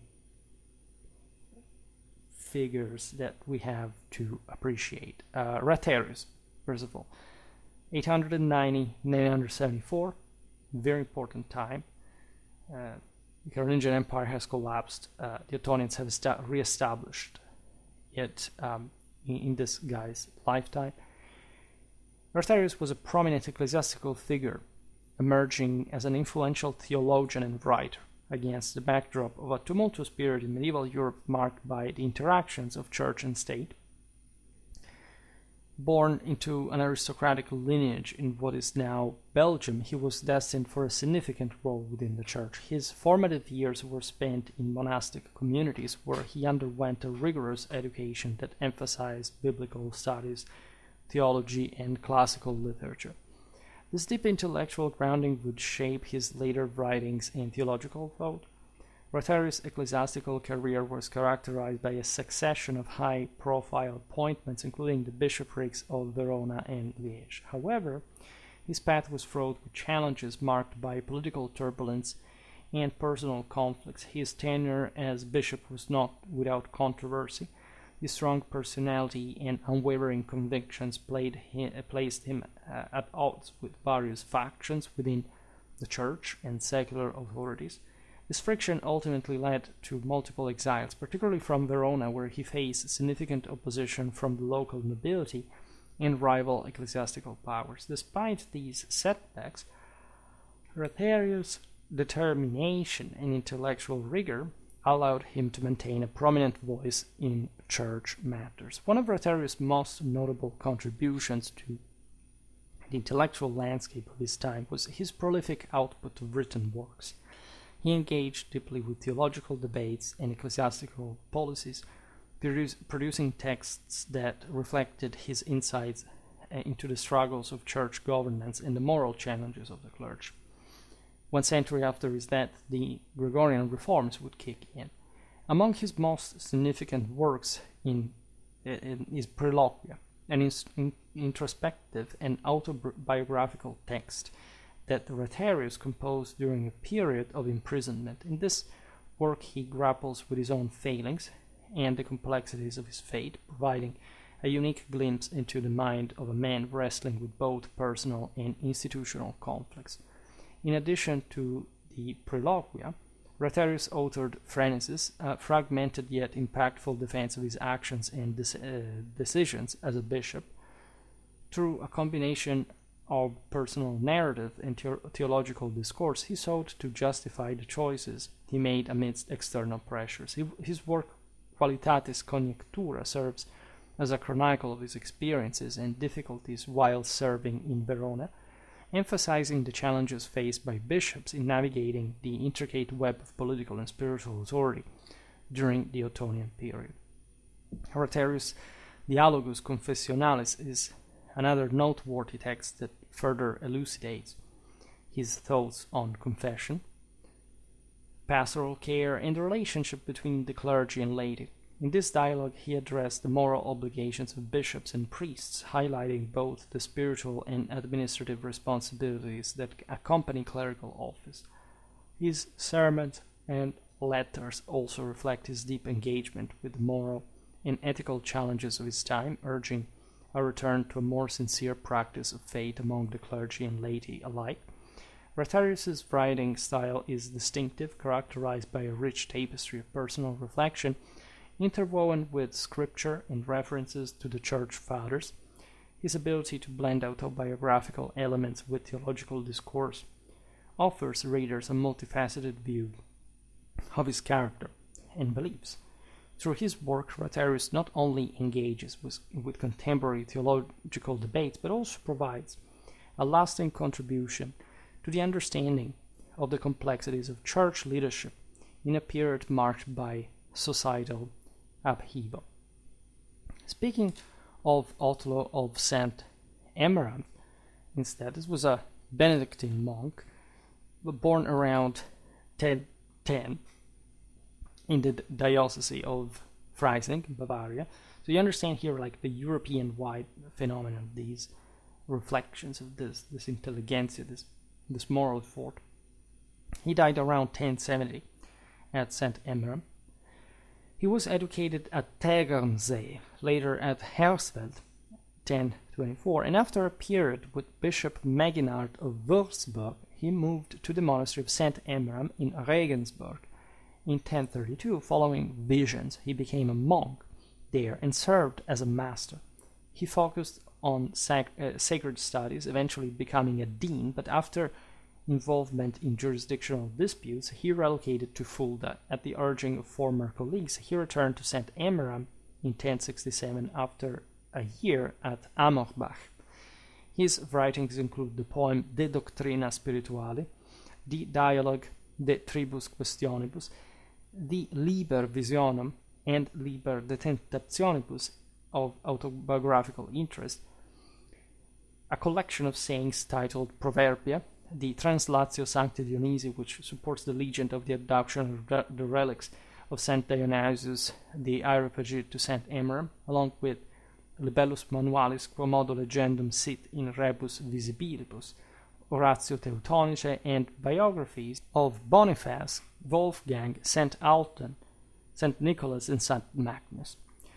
Guibert of Nogent, 1053-1124, was a French memorialist from Picardy.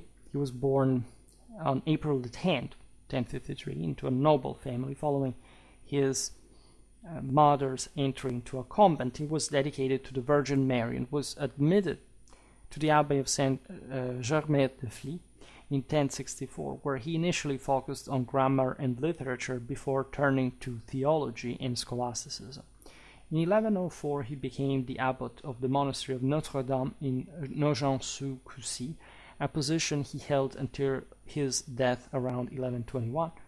His literary contributions include biblical commentaries, a treatise on the Incarnation aimed at Jews, a work entitled Liber de Laude Sancte Mariae, a treatise on saints' relics, and notably his autobiographical account De Vita Sua Sive Monodiarium Libri Tres, which he began around 1084. While this work bears some resemblance to St. Augustine's Confessiones, it is particularly valuable for its insight into the customs of his life, urban development, and the events surrounding the Commune of Laon. By the way, Picardy is a very interesting area. I made a video about Soissons and the relation with Louis VI, so we are in similar times after all, and places as well. Finally, like a figure like Lothar of Segni, that can't quite be missed. Just the other day I made a video about Innocent III's pontificate, and we will surely make lots of others because we already made lots of them. Obviously not. Pope Innocent III, born as Lothario de Segni in Italian, was a prolific literary figure whose writings provide valuable insight into his theological, political, and personal perspectives. His most notable works include De Miseria Humanae Conditionis, a widely read Contemptus Mundi treatise that examines human flaws and the separation from God, reflecting a pessimistic view of the world tempered by faith in Christ. This work's immense popularity is evidenced by the preservation of over 700 manuscripts. De Missarum Mysteris is a significant liturgical and allegorical commentary on the Papal Mass, which delves into theological interpretations of the Eucharist, transubstantiation, and the real presence, and offers insights into Innocent III's ecclesiology. This work's legacy is seen through its nearly 200 manuscripts and influence on the interpretation of sacraments, with ideas resurfacing in the Fourth Lateran Council decrees. His De Quadripartita Specie Nuptiarum offers a unique allegorical interpretation of marriage, exploring both carnal and mystical unions and providing insights into his ecclesiological views. Beyond these treatises, Innocent III authored numerous sermons, approximately 80 of these, largely collected in a volume intended for the abbot of Citeaux, which was subsequently expanded, demonstrate his command of rhetoric and communicational skills, as recorded in the Gesta Innocentii Terzi. This was a man with a crystal clear, sharp, and lucid mind. These sermons, preserved in over 60 manuscripts, and their parallels with his other writings, provide critical information on his thoughts. Just before his death, he wrote a theological commentary on the penitential psalms, which had personal and theological interests. Innocent III's writings reveal a man of considerable intellectual ability and the ability to articulate complex ideas effectively noted by contemporaries. While his official letters, numbering over 10,000, were largely drafted by the Chancery, evidence suggests his direct involvement in the formulation of more complex texts, including those with theological or juridical significance. His literary production, encompassing treatises, sermons, and potentially a significant contribution to papal correspondence, demonstrates his central role in shaping religious thought, practice, and policy during a period of profound change in the Church and Western society. His writings demonstrate his profound understanding of Scripture, theology, and the role of the papacy, making them crucial for understanding his pontificate and broader intellectual religious currents of his time. His literary output highlights his deep piety, concerns for the purity and faith and morality, and commitment to strengthening the authority and influence of the Roman Church. This evolving understanding of the self, however, was always intertwined with an awareness of one's lineage and the uncertainties of faith. Medieval authors, as they placed themselves within a historical framework, grappled with themes of both grandeur and vulnerability, of nobility and hardship. This is illustrated by the narrative of Paul the Deacon. You know who Paul the Deacon is. Paul Warnefried. He's one of the foremost historians of the medieval period, essentially the Langobard, the Italian voice of the early Middle Ages. Just like, again, Gregory of Tours was of Gaul, Bede the Venerable was of England. Born between 720 and 724 into a noble Longobarд family who was educated in the study of letters, likely in Pavia, the Longobarд capital, under the guidance of the grammarian Flavianus.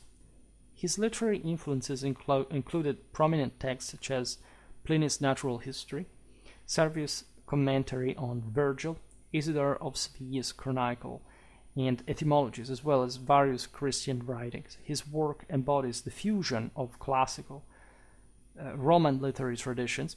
You hear Flavianus, Longobard, but still bearing the name of that important classical tradition, especially in such a Romanized area like Lombardy. Paradoxically, is also the one that takes the name of the Longobards themselves, but it had remained potently. They made a video about the fusion of those elements. In fact, also the emerging Christian sentiments of the Carolingian era, at least the ones that had been reinforcing the solidity of the Christian orthodoxy that among the Longobards, telling the truth, was much stronger, also in terms of just fitness of the clergy north of the Alps, prominently manifested in the austere simplicity, by the way, derived from Saint Benedict's rule and the correspondence of Pope Gregory the Great, that is also discussed in the, of course, in the narrative of Longobarд history. Paul entered the monastery of Monte Cassino, by the way. This is after the fall of the Longobard kingdom. I made a video about the Battle of the Livenza River, that is essentially the last stand of the Longobards against Charlemagne in the northeast. Remember, here Paul the Deacon is contemporary to Paulinus of Aquileia. He also goes over to the court of Charlemagne. Again, his brother had led the revolt against Charlemagne in northeast. So we're talking about big figures, right? And Monte Cassino is located at the frontier, basically between the papacy and the southern Longobards. That at this point, technically, this is before Charlemagne's invasion, but there is a situation whereby the Longobard kingdom is already intimidated by the Franks that will be able essentially to take it over. But you understand the important connections also with the south, like Paul the Deacon has a strong connection with Benevent, for example, and around the same time, King Rachis sought refuge in Monte Cassino when he was deposed by his own brother, by the Longobard nobility that chose his brother instead. And Paul is in this context. We'll talk more about Longobard history, and that's where he began his literary endeavors. By 763, he had produced his first significant work, a poem dedicated to Adalperga, the daughter of King Desiderius. This was followed by the Storia Romana, a rewrite and continuation of Eutropius' history composed at the request of Adalperga. Despite the fall of the Longobard kingdom, which saddened Paul due to his connections with the royal family, his extensive scholarly and Christian background allowed him to maintain a broader perspective. His intellectual independence is exemplified by his appeal to Charlemagne, seeking the release of his imprisoned brother Erechis, showcasing his ability to navigate the complex political landscape of his time.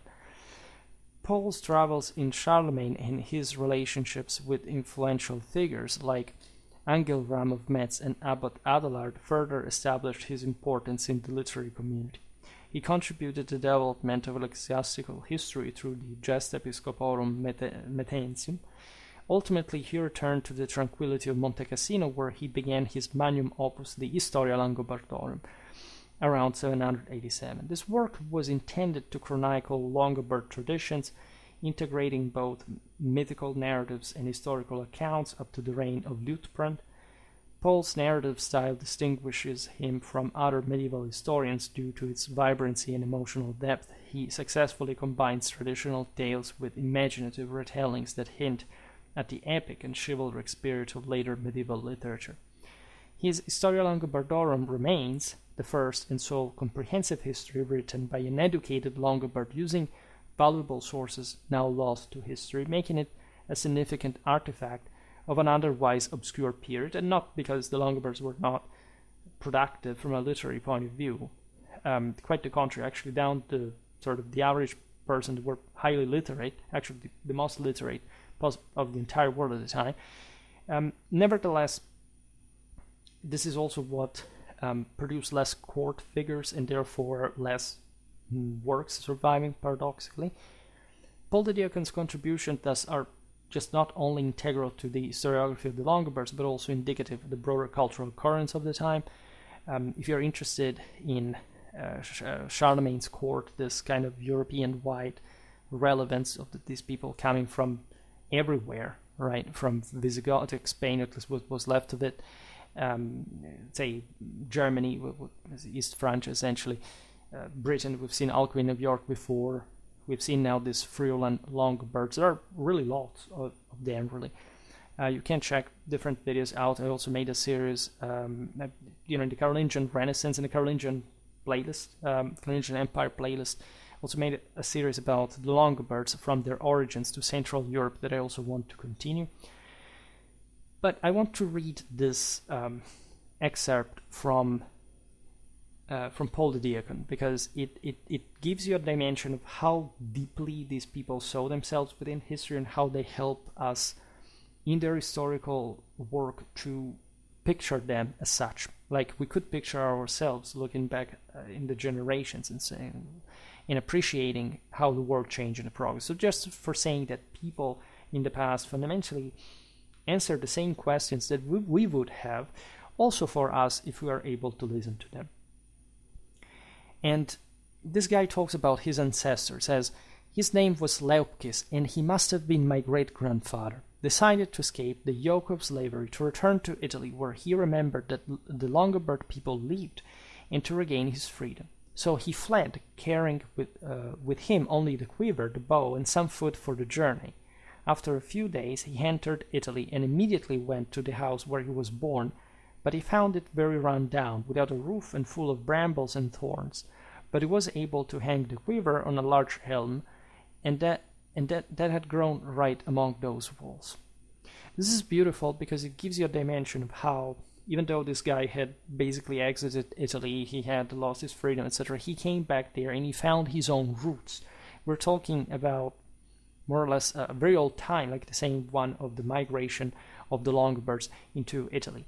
But you understand here the symbology, this trail of time that basically never ends, just like the tree that has grown, and that is auspiciously showing how Longobardy is the right new home to stay, the one that will bear the fruits of such foundations. And so now we can't simply digress on the entire context of the story and how Paul writes about this, but it's meaningful because he reflects, for example, on a time in history that is, generally speaking, not very documented. And you understand a guy living in the 8th century thinking about the migration era and saying, we know these times to have happened. We know these figures. We bear them in our memory. The entire Historia Langobardorum is basically about this great legacy of the Longobard people since Scandinavia, right? And with all its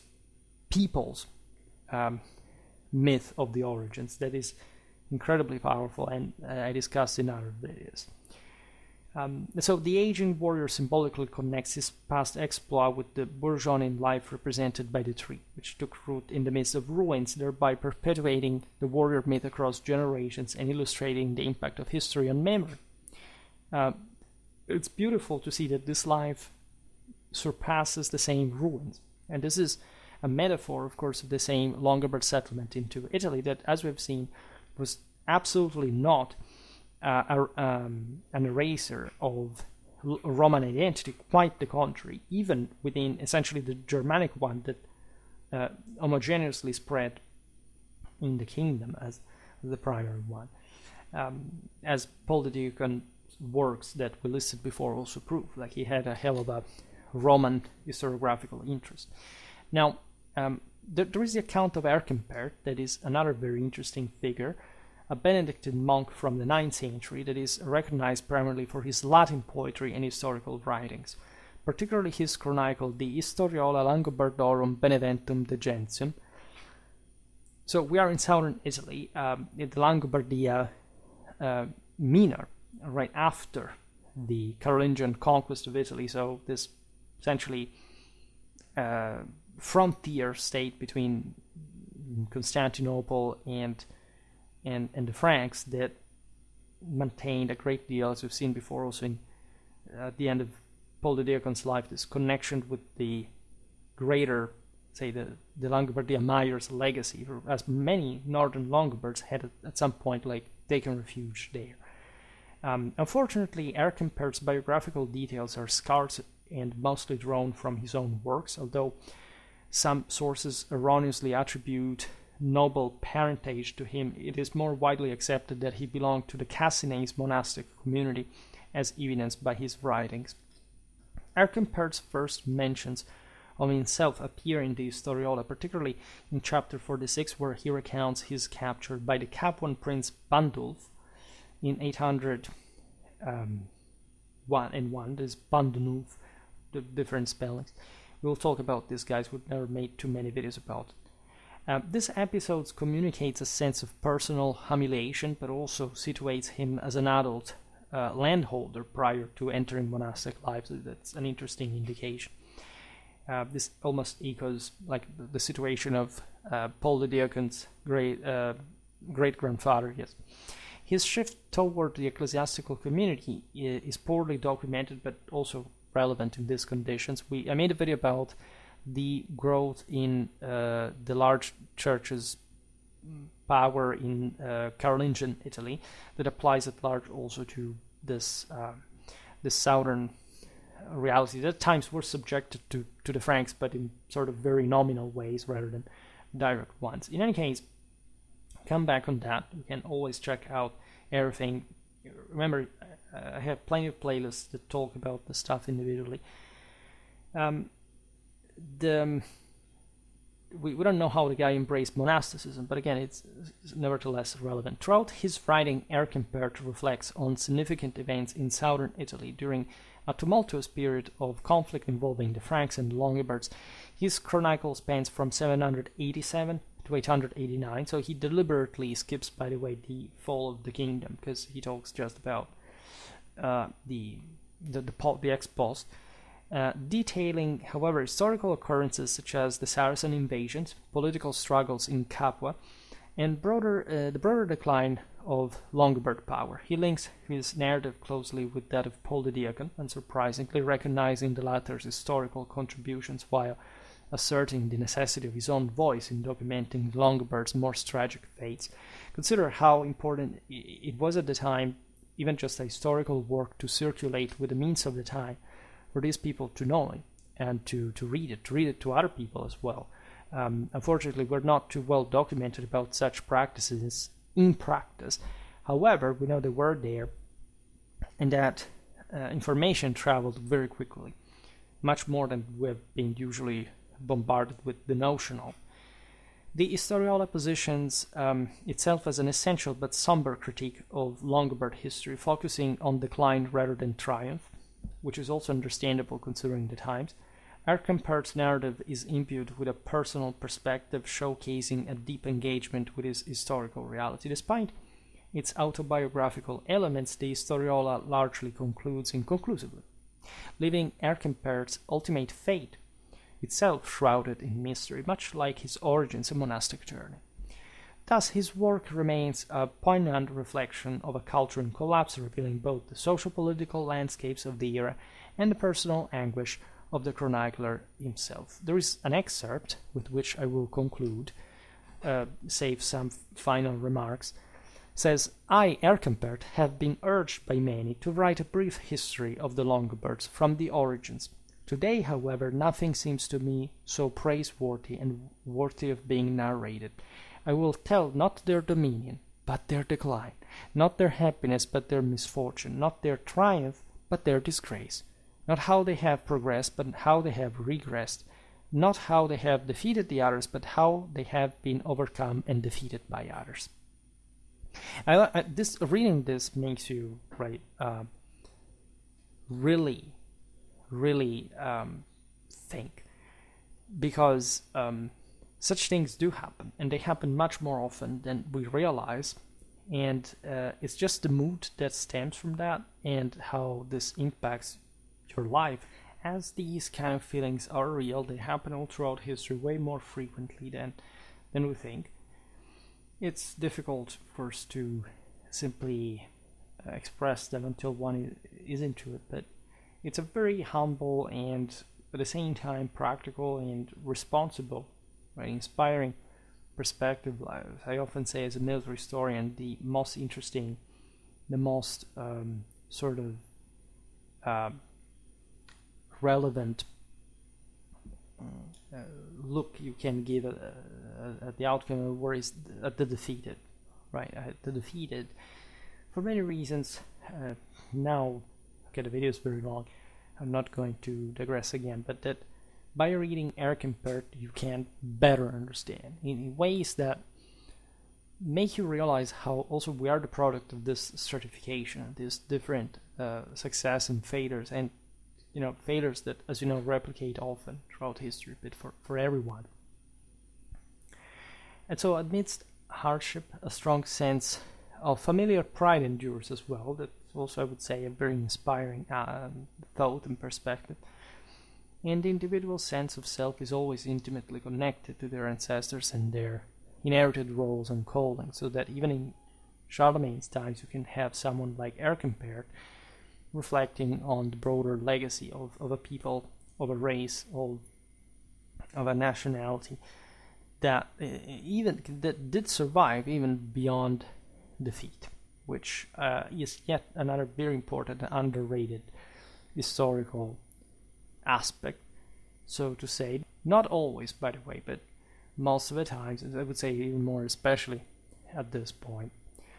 So, as you understand here, there is plenty to look at. History of literature is, as I was saying in the beginning, quite difficult to simply address if you're not really part of it, if you're not an expert. I personally I could even make a video explain this, with my relations with history of literature. Honestly, at university I always found it relatively boring. Not to say that of course I was trying to escape it wherever possible, not much because of the topic itself. At some point it depended largely on the teachers, to be fully honest. It was never about the topics that could be interesting, but it's how you teach them, but also what kind of standards you're seeking. I personally, as a historian, have the typical attitude coming together with it, that is to say, of a sense that basically the best people are historians in the, say, educational space, because we're actually much less ideological than many people think history at the end of the day gets down to. When you think you're having strong ideological beliefs, yes, they are there, but I think that the need to explain precedes them, or at least informs them in the same way, meaning that weren't there this say enthusiasm for discovery, there wouldn't be even and especially the hype deriving from the progressed understanding that what you learn fundamentally reverberates in the as it sums up, sums with the rest, and really offers you a much deeper insight and kind of more objective understanding. Many people struggle with this aspect. They think that essentially the more educated you are and the least biased you should be. But bias can also be objective. Like, you can also actually speak of a pretty substantial awareness of certain aspects that you don't see and that you think they're biased because you are the biased one who doesn't see the importance of something, which I think makes very much sense when you talk to an expert, and you kind of realize, of course, how that comes to be the case. Naturally, it's difficult. Again, on Schwerpunkt, I've always been surprised how people seem to be more interested in people's ideologies than in the history that they make, which is incredible because, like, were those people sort of ideological, you would easily disprove them with facts.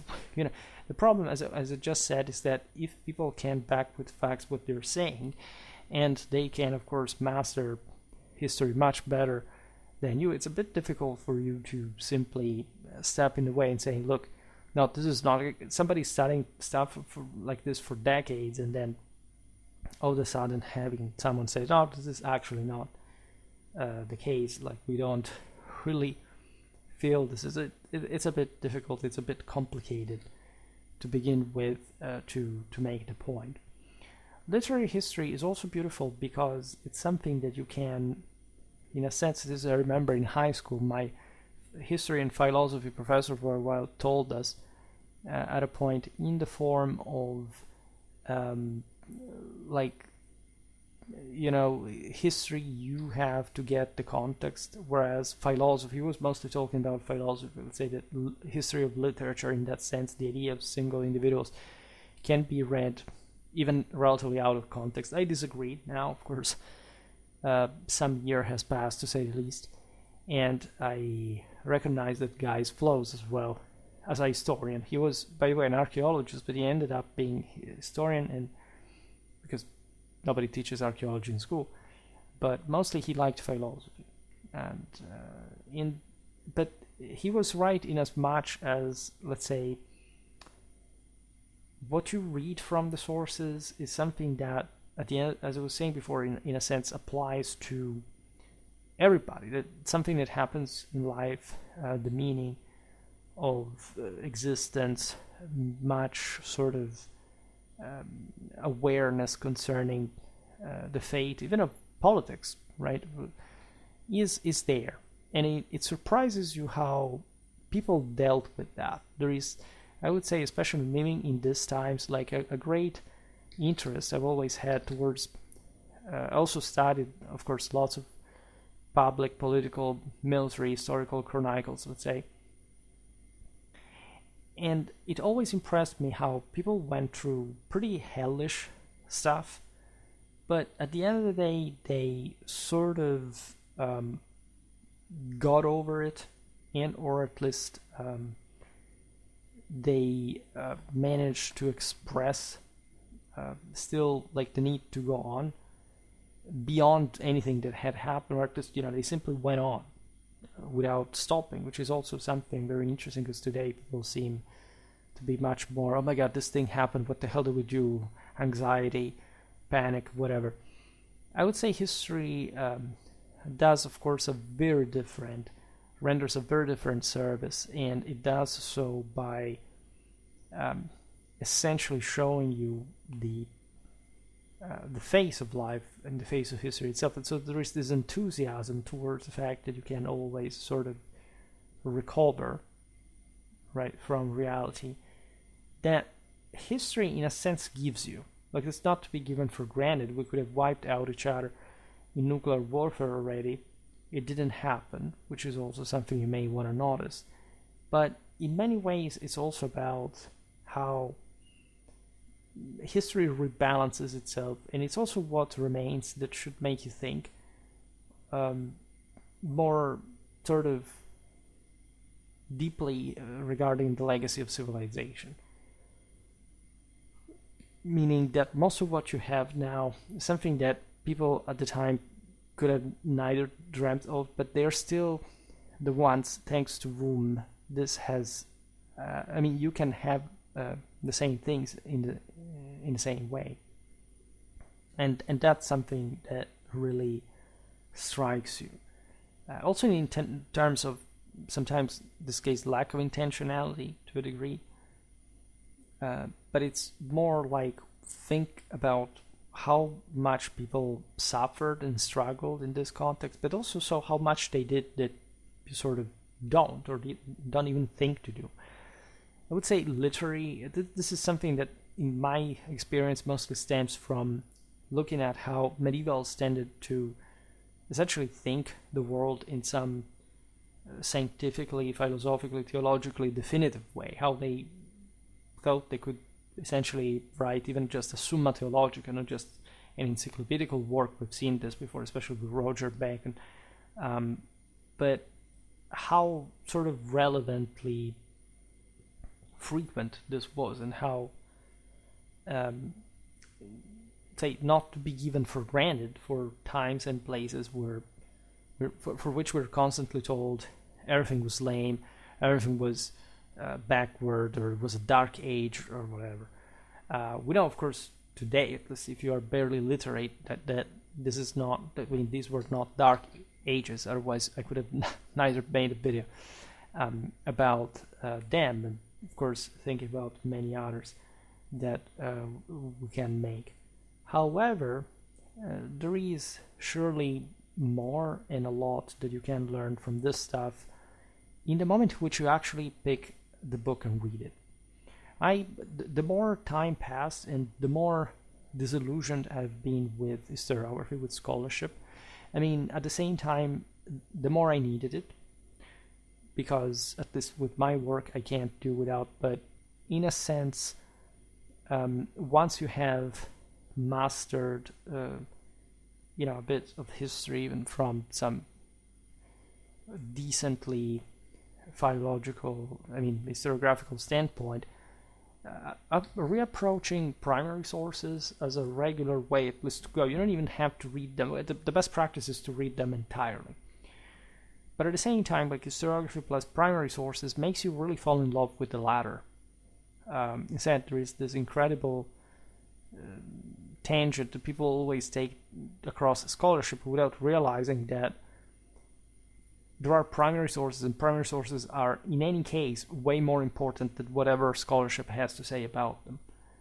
And people, again, do not particularly seem to realize this, probably because they feel threatened a bit by standards. That's actually, I think, the main reason. But it's also a matter of the habituation, the fact that at large there is a great deal of ignorance for sure, but also presumption that you must be better fundamentally than people who came before you, and I don't think that's objectively true, but not even by a few.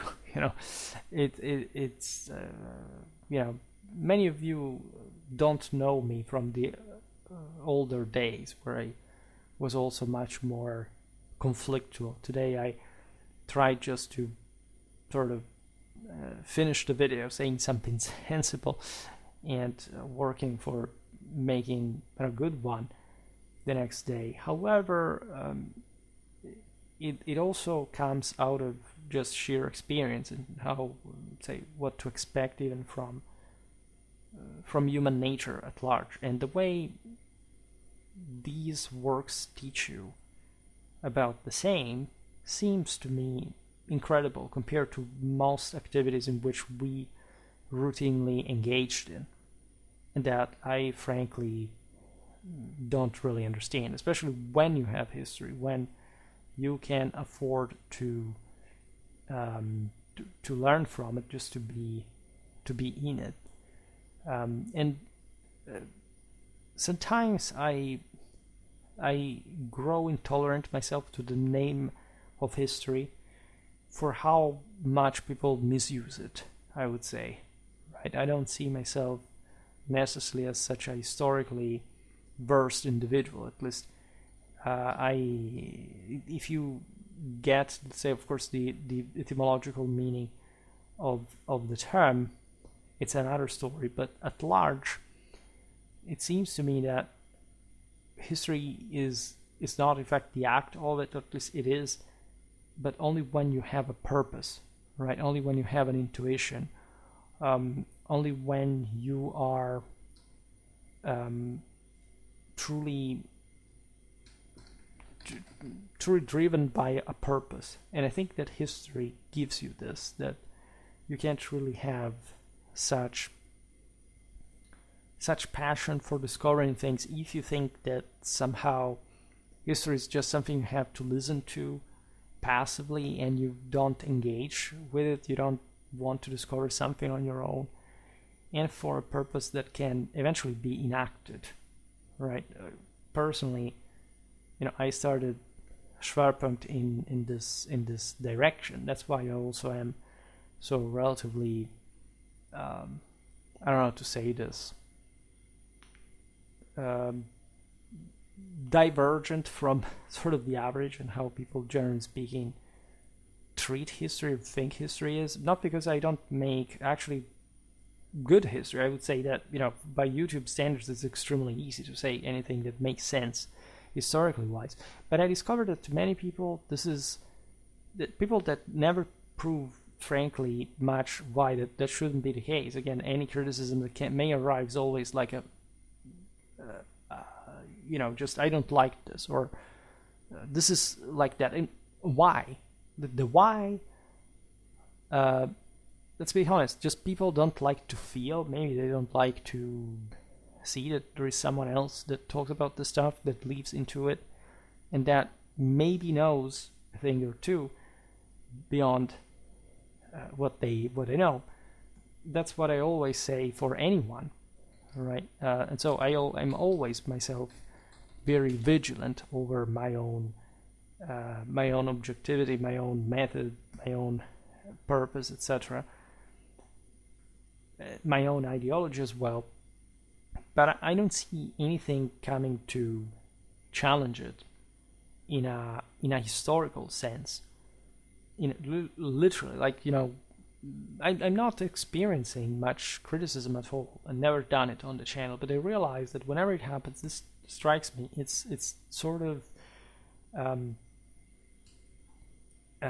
it's sort of like devoid of explanation. I mean, the entire reason why I make this video is explaining history. It's not telling the little story and then okay, it's done. No, it's obviously a research. It's obviously thought on. So it can't be this strange or weird approach devoid of some sounder background. It just can't. It's just by default not what I'm seeking, right? And I think that, of course, this has a particular relevance, especially in the moment in which, again, you can go out here, etc. I noticed the other day I made that video about the commentary on Kings and Generals video, and my first thought is, why wouldn't people watch? I mean, my critical insight, my historical knowledge is just present in the same way also in the other videos, but no, you would watch that more. And the others, what have the others done that do not deserve this? Like, it's very weird. I can't say, it's very weird, and that points to this dreadful realization that people are not really here for history. Actually, they don't care about history at all, right? Largely because they ignore it in part, but mostly because they are truly seeking for something else. And I know, of course, that there are my loyal followers that are instead refined. They're battle hardened over the years, over really a lot, also because I mistreat them with sort of discussions like these, but in many ways this is part of how the system works as well. There's ever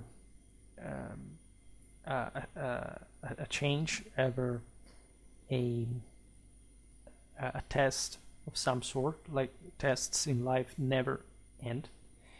It's supposed to be that, and I think that history is a pretty good trainer in that regard. it's a pretty helpful tool to stay in shape as far as life is capable of bringing you, and unfortunately it's tough sometimes. But if you are, of course, aware of reality, if you're aware of how things can go, well, things are sort of easier. Nevertheless, for today I stop it here. We'll keep talking, of course, about medieval literature. I just hope that you enjoyed this video. If you did, please share it. Otherwise, leave a like or subscribe to my channel if you're interested in my upcoming content. As always, I thank you heartily for listening to me. I wish you a nice time and see you next time. Bye.